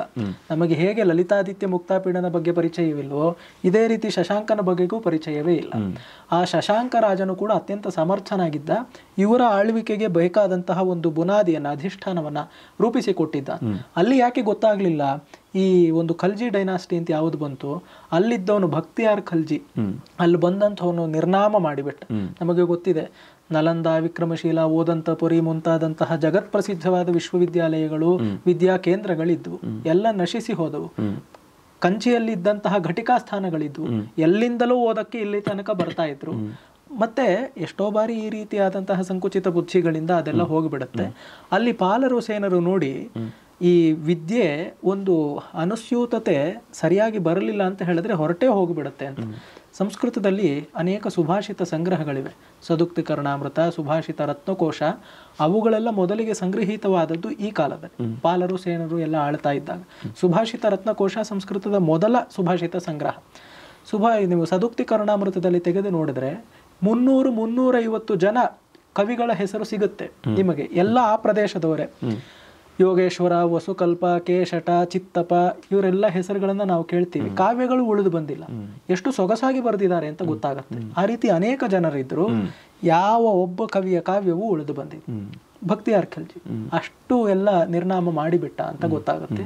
ಇದು ಒಂದು ಪೂರ್ತಿ ಭಾರತದಲ್ಲಿ ಆಳಿದಂತಹ ರಾಜ ಇತಿಹಾಸದ ಪುಟವನ್ನ ಮರೆಸಿದ ಹಾಗೂ ಆಗಿದೆ ಹಾಗೆ ಅಂತ ನಾವು ನೋಡ್ತೀವಿ. ಇದು ವ್ಯಾಪ್ತಿ ಅಖಿಲ ಭಾರತ ವ್ಯಾಪ್ತಿಯಲ್ಲಿ ಇತ್ತು. ಮತ್ತೆ ಈ ಚೋಳರು, ಗುಪ್ತರು ಇವರೆಲ್ಲರೂ ಕೂಡ ದ್ವೀಪಾಂತರ ವಾಣಿಜ್ಯವನ್ನ ಇಟ್ಟುಕೊಂಡಿದ್ರು. ನಮ್ಮಲ್ಲಿ ನೋಡುವ ಹಾಗೆ ಚೋಳರಿಗೆ ಇದ್ದಂತಹ ನೌಕಾ ಸೇನೆ ಇಡೀ ಭಾರತದಲ್ಲಿ ಅತ್ಯಂತ ಪ್ರಖ್ಯಾತವಾಗಿತ್ತು. ನಮ್ಗೆ ಈ ಹೊತ್ತು ಪೊನ್ನಿಯಿನ್ ಸೆಲ್ವನ್ ಸಿನಿಮಾ ಬಂದು ಪರಿಚಯವಾಗಬೇಕಾಗಿತ್ತು. ಒಬ್ಬ ರಾಜರಾಜ ಚೋಳ ಆಗಲಿ, ಒಬ್ಬ ರಾಜೇಂದ್ರ ಚೋಳನಾಗಲಿ, ಅತ್ಯಂತ ಪ್ರಭಾವಶಾಲಿಯಾದಂತಹ ಬಲಿಷ್ಠರಾದ ರಾಜರು. ಅವರು ಇಡೀ ಒಂದು ಪೂರ್ತಿ ಏಷ್ಯಾ ಖಂಡವನ್ನೇ ತಮ್ಮ ವ್ಯಾಪ್ತಿಯಲ್ಲಿ ಇಟ್ಕೊಂಡಿದ್ರು ಅಂದ್ರೂ ತಪ್ಪಾಗಲ್ಲ, ಅಷ್ಟು ಮಹತ್ವಶಾಲಿಯಾಗಿ ಇದ್ರು ಅಂತ ಗೊತ್ತಾಗತ್ತೆ. ಒಂದು ಬೃಹದೇಶ್ವರ ದೇವಸ್ಥಾನವನ್ನ ಕಟ್ಟಿದಂಥವ್ರು ಅವನು. ಅದಕ್ಕಿಂತ ಮೇಲೆ ಮಾಡಬಾರದು ಅಂತ ಗಂಗೈಕೊಂಡ ಚೋಳಪುರ ಅಂತ ಹೊಸದಾಗಿ ನಿರ್ಮಿಸಿಕೊಂಡ, ಅಲ್ಲೂ ಒಂದು ದೇವಸ್ಥಾನ ಮಾಡಿದ್ದಾನೆ. ಯಾರು? ರಾಜೇಂದ್ರ ಚೋಳ. ರಾಜೇಂದ್ರ ಚೋಳ ಬಂದು ಹೀಗೆ ಮಾಡಿದ್ರು ಕೂಡ, ಅಂದ್ರೆ ಯಾವುದನ್ನು ಕೂಡ ನಮ್ಮ ಸ್ವೋತ್ಕರ್ಷ ಅಂತಲ್ಲ, ಪರಂಪರೆಯ ಉತ್ಕರ್ಷ ಆ ರೀತಿಯಾಗಿ ಒಂದು ರೀತಿಯಲ್ಲಿ ಇಂತಹ ದೇಗುಲಗಳನ್ನ ಕಂಡಾಗ ಇದನ್ನು ಯಾರೋ ಒಬ್ಬ ತಮ್ಮ ವೈಯಕ್ತಿಕ ಹಿತಾಸಕ್ತಿಯಿಂದ ಕಟ್ಲಿಕ್ಕೆ ಸಾಧ್ಯನೇ ಇಲ್ಲ. ಒಂದು ದೊಡ್ಡ ಹಿನ್ನೆಲೆ ರಾಜಮನೆತನ ಇದ್ದಾಗಲೇ ಸಾಧ್ಯ. ಅಂದ್ರೆ ಅಷ್ಟು ದೇವಸ್ಥಾನಗಳಿದೆ ಅಂದ್ರೆ ಆ ಕಾಲದ ರಾಜರ ಸಾಂಸ್ಕೃತಿಕ ಪ್ರಜ್ಞೆಯು ಅಷ್ಟು ಚೆನ್ನಾಗಿತ್ತು ಅಂತ ಗೊತ್ತಾಗುತ್ತೆ. ಚೆನ್ನಾಗಿತ್ತು. ಅದನ್ನ ನಾವು ನೋಡಿ, ಇಡೀ ಸಂಸ್ಕೃತಿಯ ಕೇಂದ್ರವಾಗಿದ್ದು ದೇಗುಲಗಳು ಪ್ರಾಚೀನ ಕಾಲದಿಂದಲೂ. ಅಲ್ಲಿ ಒಂದು ದೇವತಾ ಅರ್ಚನೆ ನಡೀತಾ ಇತ್ತು, ಅದರ ಜೊತೆಗೆ ಒಂದು ಆಗಮ ವ್ಯವಸ್ಥೆ, ವೈದಿಕ ಪರಂಪರೆಯ ಮುಂದುವರಿಕೆ, ಅದರ ಜೊತೆಗೆ ಆರ್ಥಿಕ ವ್ಯವಸ್ಥೆ ಇತ್ತು. ದೇವಾಲಯ ಒಂದು ಕೋಶಾಗಾರವಾಗಿಯೂ ಕೆಲಸ ಮಾಡ್ತಾ ಇತ್ತು. ಅದು ಒಂದು ಆಯುಧಾಗಾರವಾಗಿತ್ತು. ಅದು ಒಂದು ಎಲ್ಲ ಪೂರ್ತಿ ಧನರಾಶಿಗಳು ಧನದ ಸಂಗ್ರಹಕ್ಕೆ ಅಲ್ಲೇ ಕೆಲಸ ಮಾಡ್ತಾ ಇತ್ತು. ಎಷ್ಟೋ ಜನ ಒಂದು ದೇವಸ್ಥಾನ ಇದೆ ಅಂತ ಹೇಳಿದ್ರೆ ಒಂದು ಹೂ ಕಟ್ಟುವ ಮಾಲೆಕಾರರಿಗೆ ಅಂತ ಜೊತೆಗೂಡಿ ಎಲ್ಲರಿಗೂ ಜೀವಿಕೆಯಾಗಿ ಅದು ಕೆಲಸ ಮಾಡುತ್ತೆ. ಹೀಗಾಗಿ ಆರ್ಥಿಕ ವ್ಯವಸ್ಥೆಗೆ ಅದು ಬೇಕಾದಷ್ಟಿದೆ. ಆಕ್ರಮಣಗಳಾದಾಗ ಜನರು ಬಂದು ನೆಲೆಸುವುದಕ್ಕೆ ಒಂದು ಕೋಟೆಯಾಗಿಯೂ ದುರ್ಗವಾಗಿಯೂ ದೇವಸ್ಥಾನ ಕೆಲಸ ಮಾಡುತ್ತೆ. ವೇದ ಪಾಠಶಾಲೆಗಳು ಇರ್ತಿದ್ವು, ಸಂಗೀತ, ನರ್ತನ ಮುಂತಾದಂತಹ ಕಲೆಗಳು ಅಲ್ಲಿ ಅದನ್ನ ಹೇಳ್ಕೊಡ್ತಾ ಇದ್ರು. ಹೀಗೆ ಒಂದು ಇಡೀ ಸಂಸ್ಕೃತಿ ಒಂದು ದೇವಸ್ಥಾನದಲ್ಲಿ ಇರ್ತಿತ್ತು. ಆ ರೀತಿಯಾದ ದೇವಸ್ಥಾನಗಳನ್ನ ಅನೇಕ ನಿರ್ಮಾಣ ಮಾಡಿದ್ರು. ಗುಪ್ತರ ಕಾಲದಲ್ಲಿ ನೀವು ನೋಡಿದ್ರೆ, ನಾನು ಹೇಳಿದೆ ದಶಾವತಾರ ದೇವಾಲಯ ಈ ಹೊತ್ತಿಗೂ ಕಾಣಿಸುತ್ತೆ. ದಿಯೋಘರ್ ಅಂತ ಕರೀತಾರೆ, ದೇವಗೃಹ. ಅಲ್ಲಿ ಇದ್ದದ್ದು ಹೆಸರೇ ದೇವಗೃಹ. ದಶಾವತಾರ ಗೃಹ, ಅಲ್ಲಿ ಇರುವಂತಹ ವಿಷ್ಣುವಿನ ಒಂದು ವಿಗ್ರಹ ಬಹಳ ಅದ್ಭುತವಾಗಿದೆ. ಒಂದು ಶೇಷಶಾಹಿ ವಿಷ್ಣು ಇದ್ದಾನೆ. ಅದನ್ನು ನೋಡಿದ್ರೆ ನಮಗೆ ಗುಪ್ತರು ಯಾಕೆ ಮುಖ್ಯ ಅಂತ ಹೇಳಿದ್ರೆ, ಮುಂದೆ ಬಂದಂತಹ ಎಷ್ಟೋ ದೇವತಾ ಪರಿಕಲ್ಪನೆಗಳು ಇಲ್ಲಿಂದನೇ ಬಂದದ್ದು. ಈಗ ನಮಗೆ ವಿಷ್ಣು ಗರುಡಾರೂಢನಾಗಿರುತ್ತಾನೆ, ಶಿವ ವೃಷಭಾರೂಢನಾಗಿರ್ತಾನೆ, ಒಂದಲ್ಲ ಬ್ರಹ್ಮ ಕಮಲದ ಮೇಲೆ ಕುಳಿತಿರ್ತಾನೆ. ಇದನ್ನ ನಮಗೆ ಶಿಲ್ಪದಲ್ಲಿ ಕಾಣಿಸುವುದು ಹೇಗೆ? ಮೊದಲು ರೂಪಿಸಿ ತೋರಿಸಿಕೊಟ್ಟವರು ಗುಪ್ತರು. ಆಮೇಲೆ ಎಲ್ಲರೂ ಅದನ್ನ ಊರ್ಜಿತಗೊಳಿಸಿಕೊಂಡ್ರು. ಮೊದಲು ಮಾಡಿದ ಗುಪ್ತರು. ಮಾರ್ತಂಡ ದೇವಾಲಯ ಕಾಶ್ಮೀರದ್ದು ನಾನು ಹೇಳಿದೆ. ಅದೇ ರೀತಿ ಪ್ರತಿಯೊಂದು ಪ್ರಾಂತದಲ್ಲೂ ನಾವು ನೋಡ್ತೀವಿ. ತಮಿಳುನಾಡಿನಲ್ಲಿ ಬೃಹದೀಶ್ವರ ದೇವಾಲಯ, ಮತ್ತೆ ನಮಗೆ ಬಹಳ ಚೆನ್ನಾಗಿ ಕಾಣಿಸುವಂಥದ್ದು ಗುಹಾಂತರ ದೇವಾಲಯಗಳು, ಅಜಂತ, ಎಲ್ಲೋರ ಅಂತೂ ನಮಗೆ ಕೈಲಾಸನಾಥ ದೇವಸ್ಥಾನ ಒಂದೇ ಒಂದು, it is a monolithic structure. ಮೇಲಿಂದ ಕೆಳಗಿನವರೆಗೆ ಅದನ್ನ ಒಂದರಲ್ಲೇ ಕಡಿದುಕೊಂಡು ಬಂದಿದ್ದಾರೆ. ಯಾವುದು ಏಲಿಯನ್ಸ್ ಕಟ್ಟಿದ್ದು ಅಂತ ಹೇಳಿ ಅದರ ಇತಿಹಾಸ ಬರೆದು ನಮ್ಮನ್ನ ಮೂರ್ಖರನ್ನಾಗಿ ಮಾಡ್ತಾರೆ, ಈ ದಾರಿ ತಪ್ಪಿಸ್ತಾರೆ ಅಷ್ಟೇ. ನಮ್ಮವರೇ ಮಾಡಿದ್ದು, ಎಷ್ಟು ಅದಕ್ಕೆ ಪ್ಲಾನಿಂಗ್ ಆಗಿರಬೇಕು. ಬೃಹದೀಶ್ವರ ದೇವಾಲಯ ಕಟ್ಟಿದ್ದಂತಹ ಅಲ್ಲಿ ಪ್ರತಿಯೊಬ್ಬ ಶಿಲ್ಪಿಗೂ ಕಾರುಕನಿಗೂ ಹಣವನ್ನ ವ್ಯವಸ್ಥೆಯನ್ನ ಸರಿಯಾಗಿ ತಿಂಗಳಿಗೆ ಕೊಡ್ತಾ ಇದ್ದಂತಹ ದಾಖಲೆಗಳು ಶಾಸನಗಳಲ್ಲಿವೆ. ಅವರಿಗೋಸ್ಕರ ಒಂದು ಕೂತು ಧ್ಯಾನ ಮಾಡ್ಲಿಕ್ಕೆ ಪ್ರತ್ಯೇಕವಾದ ಸ್ಥಳವನ್ನು ಏರ್ಪಡಿಸಿ, ಮತ್ತು ಒಬ್ಬ ಸ್ಥಪತಿ ಅಲ್ಲ, ಒಂದು ಸ್ಥಪತಿಯ ಕುಲ ಅಲ್ಲ, ವಂಶಪಾರಂಪರ್ಯವಾಗಿ ಅವರಿಗೆ ಇದ್ದಂತಹ ಉತ್ತೇಜನ, ಪ್ರೋತ್ಸಾಹ, ರಾಜ ಆಶ್ರಯ ಇವುಗಳನ್ನೆಲ್ಲ ಕಲ್ಪಿಸಿಕೊಟ್ಟಿದ್ರು. ಕಣಕ್ಕು ಪಿಳ್ಳೆ ಅಂತ ತಮಿಳುನಾಡಿನಲ್ಲಿ ಇವತ್ತು ಕರೀತಾರೆ. ಅದನ್ನೆಲ್ಲ ರೆಕಾರ್ಡ್ ಮಾಡುವುದಕ್ಕೆ ಇರುವ ಹೆಸರು. ನೀವು ಬೃಹದೀಶ್ವರ ದೇವಸ್ಥಾನಕ್ಕೆ ಹೋದ್ರೆ ಇಡೀ ಒಂದು ಭಿತ್ತಿಯ ಮೇಲೆ ಶಾಸನಗಳು ಕಂಡು ಬರುತ್ತವೆ. ಮತ್ತೆ ನಾವು ಬೇಕಾದಷ್ಟು ಖರ್ಜೂರವಾಟ ಅಂತ, ಖಜುರಾಹೋ ಹೆಸರು ಖರ್ಜೂರವಾಟ. ಅಲ್ಲಿ ಇದ್ದಂತಹ ದೇವಸ್ಥಾನವನ್ನ ಚತುರ್ಭುಜ ನಾರಾಯಣ ಆಗಿರಬಹುದು, ಅಲ್ಲಿರುವ ಬೇಕಾದಷ್ಟು ದೇವಸ್ಥಾನಗಳಾಗಿರಬಹುದು.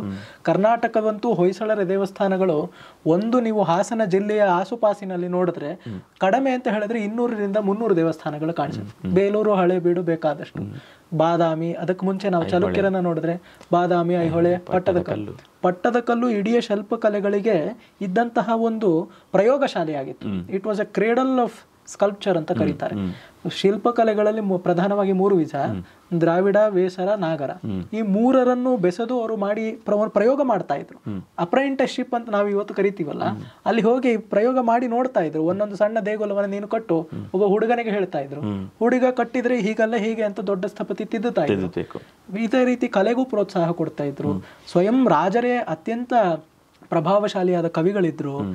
ಕಾವ್ಯಕಾರ ಪರೀಕ್ಷಾ ಕ್ರಿಯಾ ಶ್ರೂಯತೆ ಸ್ಮ ಕಾವ್ಯಕಾರ ಪರೀಕ್ಷಾ ಉಜ್ಜಯಿನ್ಯಾಮ್ ಅಂತ ರಾಜಶೇಖರ ಕಾವ್ಯ ಮೀಮಾಂಸೆಯಲ್ಲಿ ಬರೀತಾನೆ. ಕಾಳಿದಾಸ ಭರ್ತೃಮೇಂಟ್ರಾದಯ ತತ್ರ ಪರೀಕ್ಷಿತಾಹ ಅಂತ ಬರುತ್ತೆ.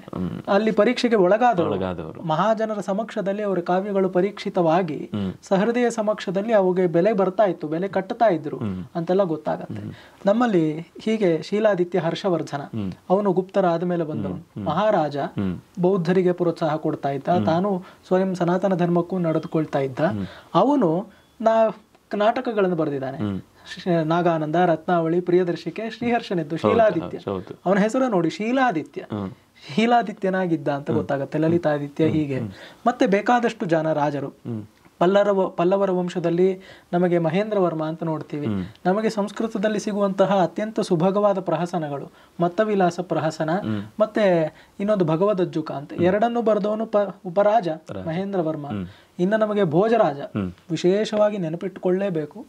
ಭೋಜರಾಜ ಬದುಕಿರುವವರೆಗೆ ಮೊಹಮ್ಮದ್ ಘಜ್ನಿ ಭಾರತದಲ್ಲಿ ನೆಲೆಯೂರ್ಲಿಕ್ಕೆ ಆಗ್ಲಿಲ್ಲ.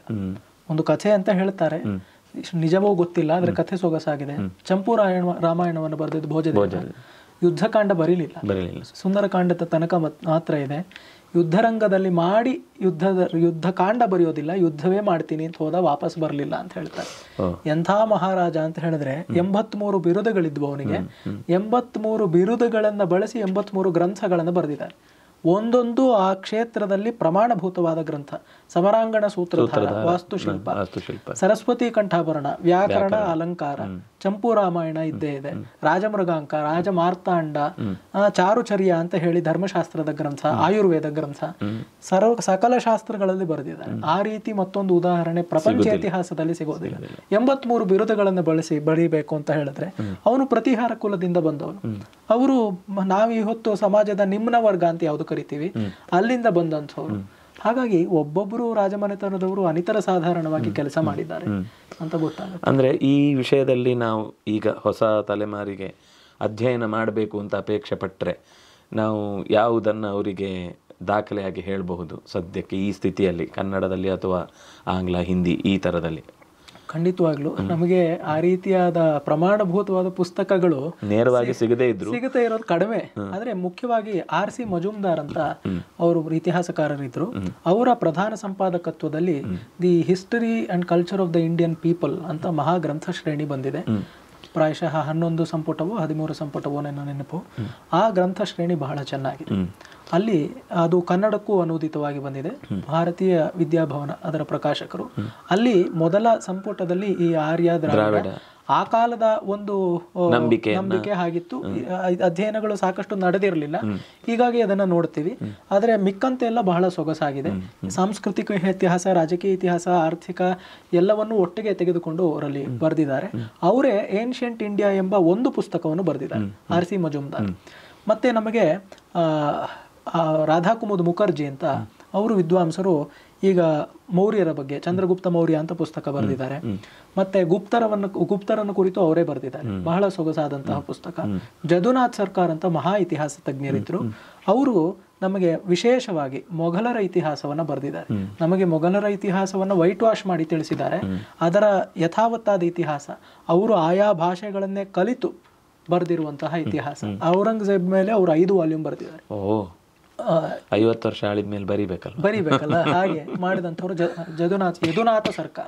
ಅವರು ಬಹಳ ಪ್ರಾತಸ್ಮರಣೀಯರಾದಂಥ ವಿದ್ವಾಂಸರು. ಆ ಒಂದು ಗ್ರಂಥ ಶ್ರೇಣಿಯನ್ನು ಗಮನಿಸಬಹುದು. ಮತ್ತೆ ನಮಗೆ ಇನ್ನೂ ಅನೇಕ ಪುಸ್ತಕಗಳು ಸಿಗುತ್ತವೆ ಆಯಾ ರಾಜಮನೆತನಗಳ ಬಗ್ಗೆ.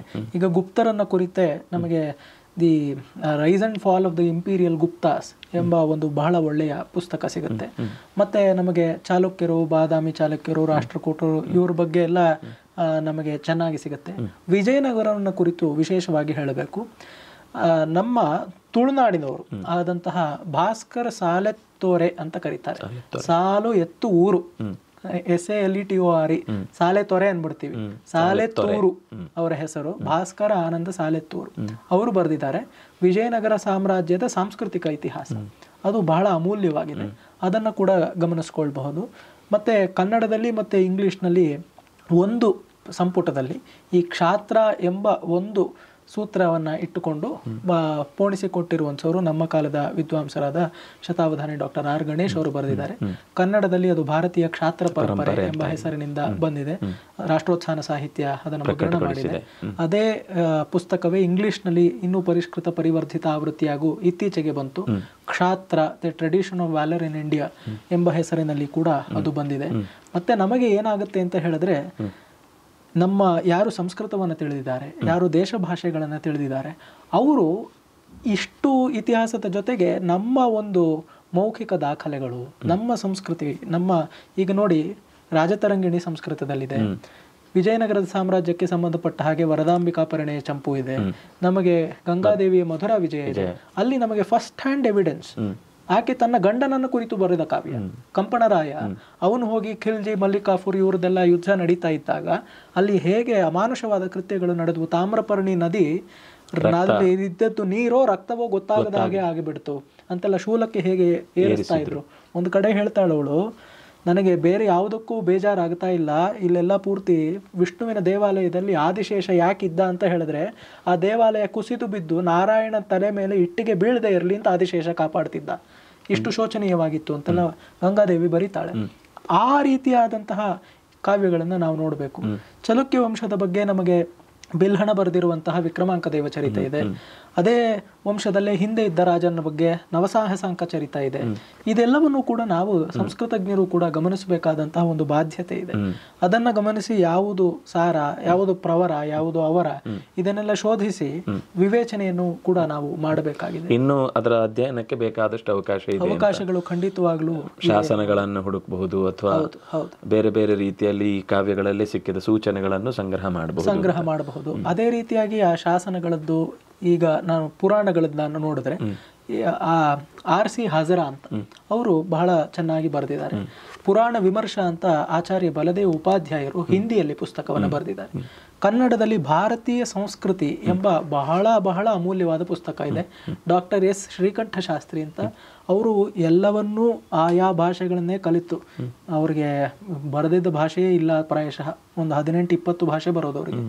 ಆಯಾ ಭಾಷೆಗಳ ಮೂಲಕ್ಕೆ ಹೋಗಿ ಅವರು ತರಗತಿಯಲ್ಲಿ ಪಾಠ ಮಾಡುವಾಗ ಮೈಸೂರು ವಿಶ್ವವಿದ್ಯಾಲಯದಲ್ಲಿ ನೀವು ಪರೀಕ್ಷೆಯಲ್ಲಿ ಅಂಕ ಗಳಿಸುವುದಕ್ಕೆ ಆರ್ಯರ ಆಕ್ರಮಣ ಅಂತ ಬರೀರಿ, ಸತ್ಯ ಏನು ಅಂತ ತಿಳಿಯುವುದಕ್ಕೆ ಆರ್ಯರ ಆಕ್ರಮಣ ಇಲ್ಲ ಅಂತ ತಿಳಿಯಿರಿ ಅಂತ ಪಾಠ ಮಾಡಿದವರು ಡಾಕ್ಟರ್ ಎಸ್ ಶ್ರೀಕಂಠ ಶಾಸ್ತ್ರಿಗಳು. ಆ ರೀತಿಯಾದ ವಿದ್ವಾಂಸರಿದ್ರು. ಇನ್ನು ಅದು ಭಾರತೀಯ ಸಂಸ್ಕೃತಿ ಅಂತ ಪುಸ್ತಕ ಅವರು ಬರೆದಿದ್ದಾರೆ.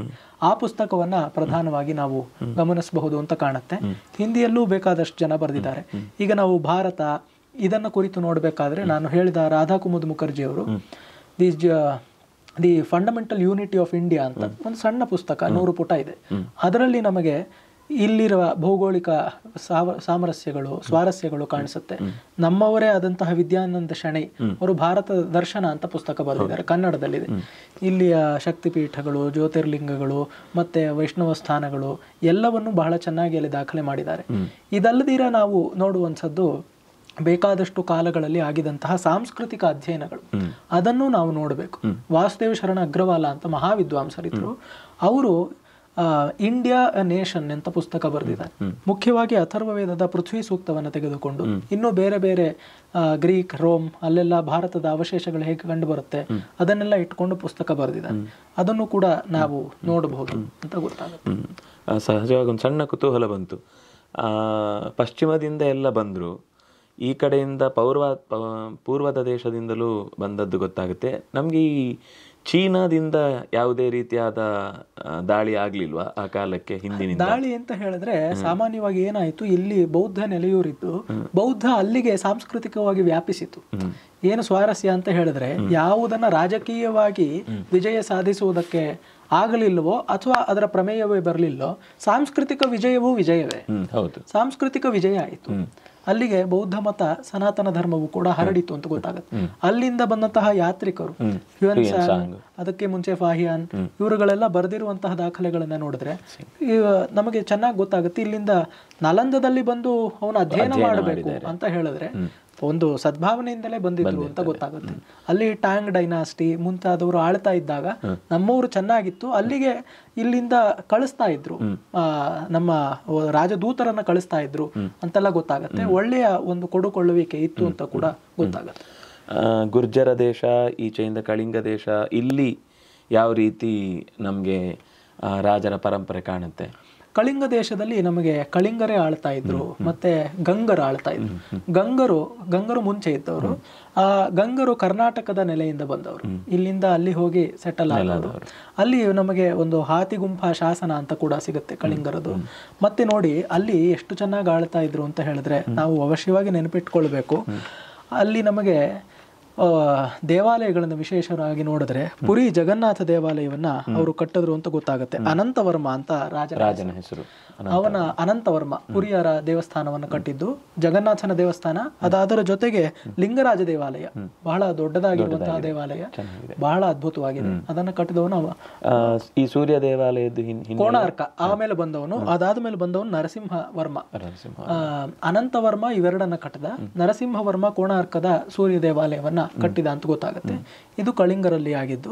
ಅವರಿಗೂ ಪಾಲರಿಗೂ ಸೇನರಿಗೂ ಒಂದು ಬಂಗಾಳ ಮತ್ತು ಒರಿಸ್ಸಾ, ಕಳಿಂಗ ಇವುಗಳಿಗೆ ಸಾಂಸ್ಕೃತಿಕವಾಗಿ ಒಂದು ಸಾಮ್ಯ ಕಾಣುತ್ತೆ, ಅದು ಗೊತ್ತಾಗುತ್ತೆ.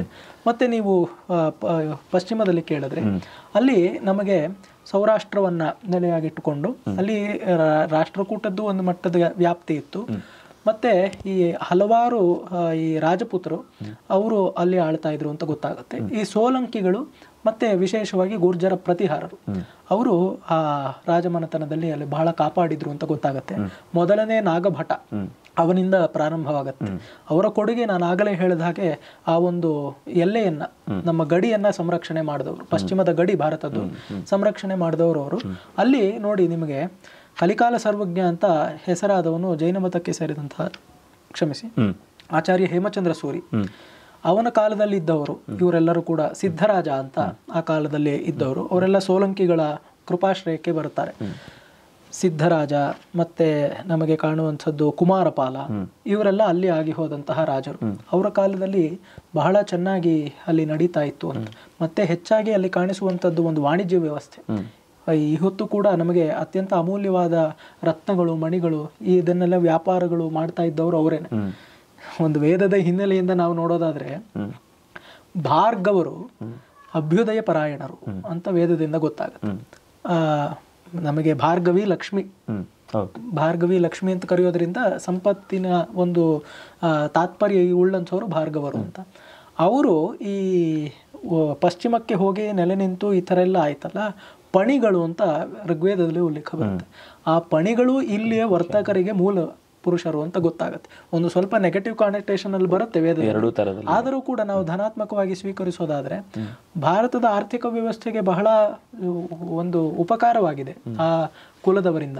ಹಾಗೆ ಅಲ್ಲಿದ್ದಂತಹ ಸೋಲಂಕಿಗಳು ಇವರೆಲ್ಲ ಈ ಹೊತ್ತಿಗೂ ಕೂಡ ನೋಡಿ ನೀವು ಡೈಮಂಡ್ ಮರ್ಚೆಂಟ್ಸ್ ಅವರೆಲ್ಲ ಇರುವಂಥದ್ದು ಅಲ್ಲಿಯೇ, ಹೆಚ್ಚು ಜನ ಇರುವಂಥದ್ದು ಅಲ್ಲೇ. ಅಮೂಲ್ಯವಾದ ರತ್ನಾಭರಣಗಳನ್ನ ಮಾಡ್ತಾರೆ, ವ್ಯಾಪಾರ ಮಾಡ್ತಾರೆ ವಂಶಪಾರಂಪರ್ಯವಾಗಿ. ಅವ್ರು ಎಲ್ಲೇ ಹೋಗಿ ಏನೇ ಓದಿದ್ರು ವಾಪಸ್ಸು ಬಂದು ತಮ್ಮ ಕುಲಕಸಬನ್ನೇ ವಾಪಸ್ಸು ಬರ್ತಾರೆ. ಹೀಗೆ ಅಲ್ಲಿದ್ದಂಥವ್ರು ಅಂತ ಗೊತ್ತಾಗುತ್ತೆ. ಕೊನೆಯ ಹಂತಕ್ಕೆ ಬರುವುದು ಅಂತ ಆದರೆ ರಾಜರ ಪರಂಪರೆ ನಾವಿಷ್ಟು ವಿಸ್ತಾರವಾಗಿ ನೋಡ್ತಾ ಬಂದೆವು. ಆದರೆ ಇವತ್ತು ಸಾಮಾನ್ಯ ಆ ಒಂದು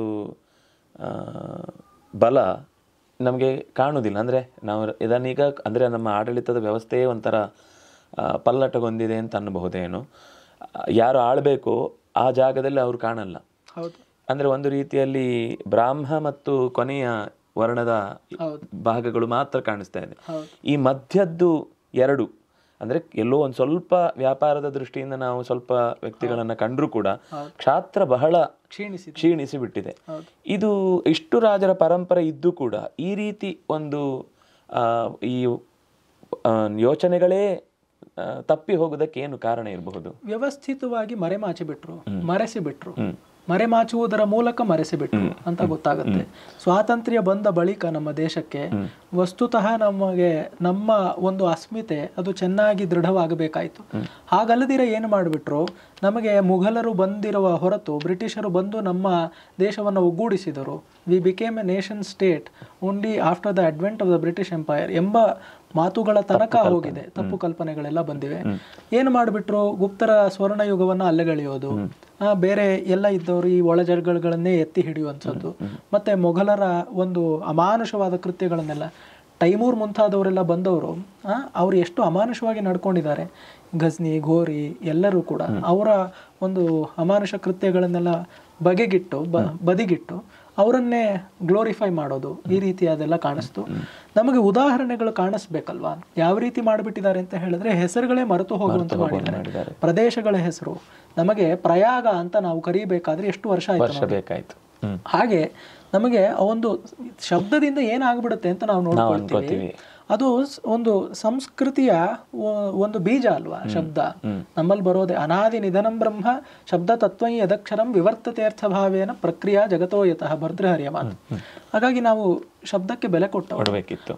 ಹಾಗೆ ಇದು ನೋಡೋದು ಶಬ್ದ ಮಾತ್ರವಲ್ಲ, ಆ ಒಂದು ಪರಿಕಲ್ಪನೆಯನ್ನೇ ತಿರುಚಿ ಬಿಟ್ರು ಅಂತ ಅರುಣ್ ಶೌರಿ ಮುಂತಾದವರು ಬರೆದಿದ್ದಾರಲ್ಲ ಎಮಿನೆಂಟ್ ಹಿಸ್ಟಾರಿಯನ್ಸ್ ಪುಸ್ತಕದಲ್ಲಿ.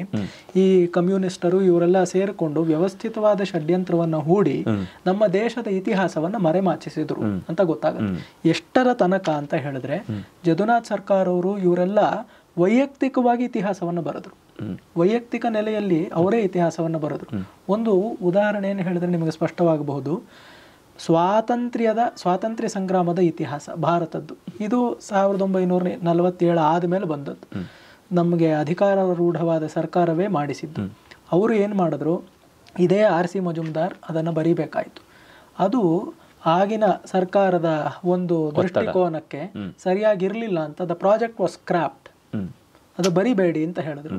ನಮಗೆ ಈ ಹೊತ್ತಿನ ತನಕ ಶಾಲಾ ಕಾಲೇಜುಗಳಲ್ಲಿ ಓದುವ ಇತಿಹಾಸ, ಈ ಮೊಘಲರ ಒಂದು ವೈಭವಕರಣ ಇವುಗಳೆಲ್ಲ ನಡೆದದ್ದು ತಾರಾಚಂದ್ ಎಂಬ ಒಬ್ಬ ವಿದ್ವಾಂಸ ವಿದ್ವಾಂಸ ಅಂತ ಕರಿಬಾರದು, ಶಬ್ದಕ್ಕೆ ಅಪಮಾನ, ಆ ರೀತಿಯಾದವರು ಬರೆದದ್ದು ಅಂತ ಗೊತ್ತಾಗತ್ತೆ. ಇದು ಸರ್ಕಾರದ ಒಂದು ಬೆಂಬಲದಿಂದ ಬರೆದದ್ದು. R.C. ಮಜುಮ್ದಾರ್ ಸುಮ್ಮನೆ ಕೂರ್ಲಿಲ್ಲ, ತಮ್ಮ ಹಣ ಹಾಕಿ ತಾವು ಮತ್ತೇನಾಗಿತ್ತು, ಆ ಪ್ರಾಜೆಕ್ಟ್ ಸರ್ಕಾರದ ವತಿಯಿಂದ ಆಗತ್ತೆ ಅಂತ ಹೇಳಿ he had the entire national archives at his disposal. ಅವರಿಗೆ ಅಷ್ಟು ಲೇಖ್ಯಾಗಾರದ ಒಂದು ಬೆಂಬಲ ಇತ್ತು. ಈಗ ಏನೂ ಇಲ್ಲ, ಬಿಡಿ ವ್ಯಕ್ತಿಗೆ ಯಾರು ಕೊಡ್ತಾರೆ? ನ್ಯಾಷನಲ್ ಆರ್ಕೈವ್ಸ್ ಆಕ್ಸೆಸಿಬಿಲಿಟಿ ಇರೋಲ್ವಲ್ಲ, ಅಷ್ಟನ್ನೂ ಮತ್ತೆ ತರಿಸ್ಕೊಂಡು ಒಬ್ಬ ವ್ಯಕ್ತಿ ಕೂತ್ಕೊಂಡು ಬರೆದ್ರು. ಮತ್ತೆ 3 ಸಂಪುಟಗಳಲ್ಲಿ ಇವತ್ತು ಲಭ್ಯ ಇದೆ, ಆಸಕ್ತರು ಅವಶ್ಯವಾಗಿ ಗಮನಿಸಬೇಕು. The history of the freedom movement in India ಅಂತ ಒಬ್ಬ ವಿದ್ವಾಂಸರು ಬರೆದಿದ್ದಾರೆ. ಹಾಗೆ ವ್ಯವಸ್ಥಿತವಾಗಿ ಮರೆಮಾಚಿಸಿ ಬಿಟ್ಟಿದ್ದಾರೆ. ನಮಗೆ ಆದ್ಯವಾದ ಕರ್ತವ್ಯ ಈ ಹೊತ್ತು ಸರಿಯಾದ ಇತಿಹಾಸವನ್ನ ತಿಳಿದುಕೊಳ್ಳಬೇಕು. ನಮ್ಮ ನೆಲದ ಇತಿಹಾಸವನ್ನ ಸರಿಯಾಗಿ ಆ ನೆಲೆಗಳಿಂದಲೇ ತಿಳಿದುಕೊಳ್ಳಬೇಕು.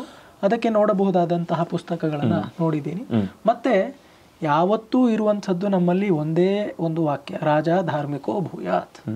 ರಾಜ ಸರಿಯಾಗಬೇಕು, ಯಾರು ಕೂಡ ನಮಗೆ ರಾಜ ಕ್ಷೇಮನಾಗಿರ್ಲಿ ಅಂತ. ರಾಜ ಕಾಲಸ್ಯ ಕಾರಣ, ಹೀಗಾಗಿ ಕಾಲಕರ್ತನಾದ ರಾಜ ಚೆನ್ನಾಗಿರ್ಲಿ ಅಂತ ಹೇಳ್ತಾರೆ. ಆ ಒಂದು ಅಭ್ಯುದಯಿಕ ದೃಷ್ಟಿ ಬರಬೇಕು, ಪ್ರಾಯಶಃ ಬರುತ್ತೆ. ಯಾಕೆ ನಾವು ಯಾವತ್ತೂ ಕೂಡ ವಿ ಆರ್ ನಾಟ್ ಪೆಸಿಮಿಸ್ಟ್ಸ್. ನಮ್ಮಲ್ಲಿ ಎಲ್ಲವೂ ಕೂಡ ಬ್ರಹ್ಮಚೈತನ್ಯದಿಂದ ಕೂಡಿದೆ ಎಂಬ ಒಂದು ಅಮೃತಸ್ಯ ಪುತ್ರ ಎಂಬ ವಿಶ್ವಾಸ ನಮ್ಮಲ್ಲಿ ದೃಢವಾಗಿ ನೆಲೆಯೂರಿರುವುದರಿಂದ ಯಾವುದೇ ಮನಃಖಿನ್ನತೆಗೆ ಕಾರಣ ಇಲ್ಲ. ಆದರೆ ಖಿನ್ನರಾಗುವುದರ ಜೊತೆಗೆ ಒಂದು ಮಾತನ್ನೇ ಹೇಳ್ಬಿಡ್ತೀನಿ. A.K. ವಾರ್ಡರ್ ಅಂತ ಒಬ್ಬರು ವಿದ್ವಾಂಸರಿದ್ದರು.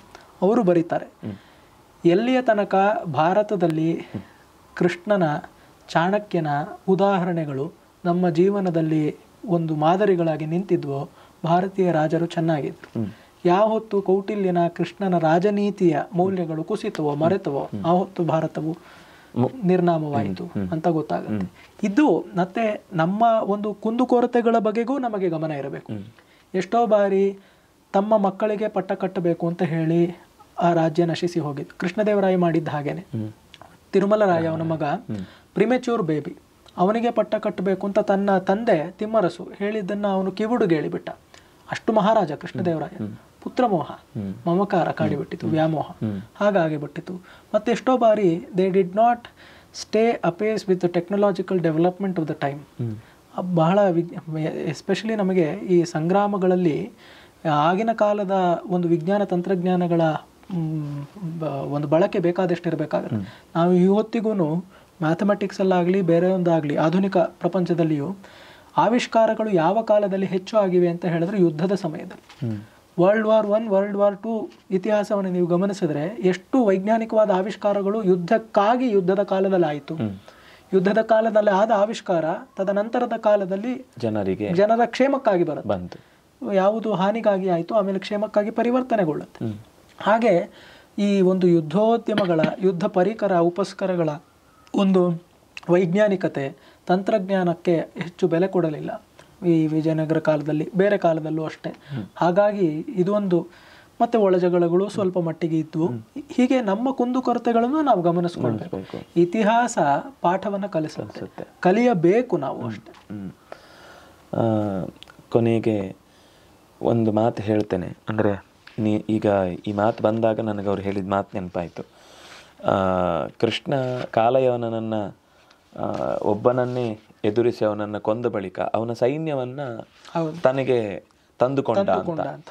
ಅಂದ್ರೆ ಅದಕ್ಕೊಂದು ಉಪಕಲ್ಪನೆ ಕೊಡ್ಬೇಕು, ಏನ್ ಮಾಡ್ಬೇಕು ಅದು ಮುಂದೆ ಅಂತ. ಆದ್ರೆ ಈ ಮೊಘಲರು ಮತ್ತೆ ಈ ಬ್ರಿಟಿಷರ ಕಾಲದಲ್ಲಿ ಏನಾಯ್ತು ಅಂದ್ರೆ, ನಮ್ಮಲ್ಲೂ ರಾಜರು ಒಬ್ಬರನ್ನೊಬ್ಬರು ಹೊಡೆದು ಹಾಕಿದ್ರು, ಅವರಿಗೆ ಅವರ ಮೂಲ ಧರ್ಮದಿಂದ ಚ್ಯುತಿ ಆಗುವ ಅವಕಾಶ ಇರಲಿಲ್ಲ. ಆದ್ರೆ ಇವ್ರು ಏನ್ ಮಾಡಿದ್ರು ಅಂದ್ರೆ ಅದರ ಇಡೀ ಅಸ್ತಿತ್ವವನ್ನೇ ನಿರ್ನಾಮ ಮಾಡಿದ್ರು. ಅದರಿಂದಾಗಿ ಬಹುಶಃ ಆ ಪರಂಪರೆಗಳು ಮಧ್ಯದಲ್ಲಿ ಪೂರ ಹಾನಿ ಆಗ್ತಾ ಹೋಯ್ತು ಅಂತ ಅನ್ಸುತ್ತೆ. ನೀವು ಹೇಳಿದ ಹಾಗೆ ನಮಗೆ ಅರಿವೇ ಇಲ್ಲದಂತೆ ಮಾಡಿದ್ರು.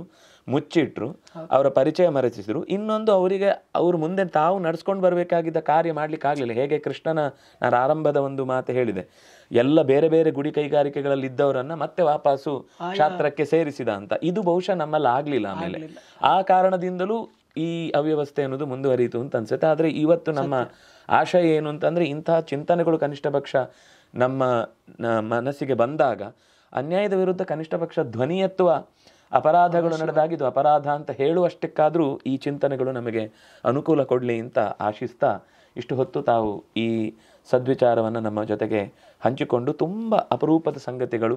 ಅಂದರೆ ಒಂದು ಮಾತು ಬರುತ್ತೆ, ಯಾವುದು ಮಾತು ಅಂತಂದರೆ 10 ಯೋಚನೆಗಳಿಗೆ ಉದ್ಬೋಧಕವಾದರೆ ಅದು ಮಾತು ಅಂತ. ನೀವು ಅಂತಹ ಉದ್ಬೋಧಕವಾದ ಮಾತನ್ನು ಇಲ್ಲಿ ನಮ್ಮ ಜೊತೆಗೆ ಹಂಚಿಕೊಂಡಿದ್ದೀರಿ. ಚಾತುರ್ಮಾಸ್ಯ ಸಮಿತಿಯ ಪರವಾಗಿ, ನಮ್ಮ ಈ ಸಂಸ್ಥೆಯ ಪರವಾಗಿ, ಪೂರ್ಣಪ್ರಜ್ಞೆ ವಿದ್ಯಾಪೀಠದ ಸಂಸ್ಥೆಯ ಪರವಾಗಿ ತಮಗೆ ಹೃತ್ಪೂರ್ವಕವಾದ ಕೃತಜ್ಞತೆಗಳನ್ನು ಅರ್ಪಿಸ್ತೇನೆ. ತುಂಬ ಧನ್ಯರು. ವೈಯಕ್ತಿಕವಾಗಿ ನಾನು ಧನ್ಯತೆಯನ್ನು ಅನುಭವಿಸ್ತಾ ಇದ್ದೇನೆ. ಮತ್ತೊಮ್ಮೆ ತಮ್ಮ ವಿಶ್ವಾಸಕ್ಕಾಗಿ ಕೃತಜ್ಞತೆಗಳು. ಶ್ರೀಪಾದರ ಪಾದಾರವಿಂದಗಳಿಗೆ ಮತ್ತೊಮ್ಮೆ ನಾನು ಇಲ್ಲಿಯೇ ಸಾಷ್ಟಾಂಗಪಾತವಾಗಿ ಪ್ರಣಾಮವನ್ನು ಮಾಡುತ್ತಾ ಎಲ್ಲ ಶ್ರೋತೃಗಳಿಗೂ ಕೂಡ ನಾನು ಧನ್ಯವಾದಗಳನ್ನು ಹೇಳ್ತೀನಿ. ನಮಸ್ಕಾರ. ನಮಸ್ಕಾರ.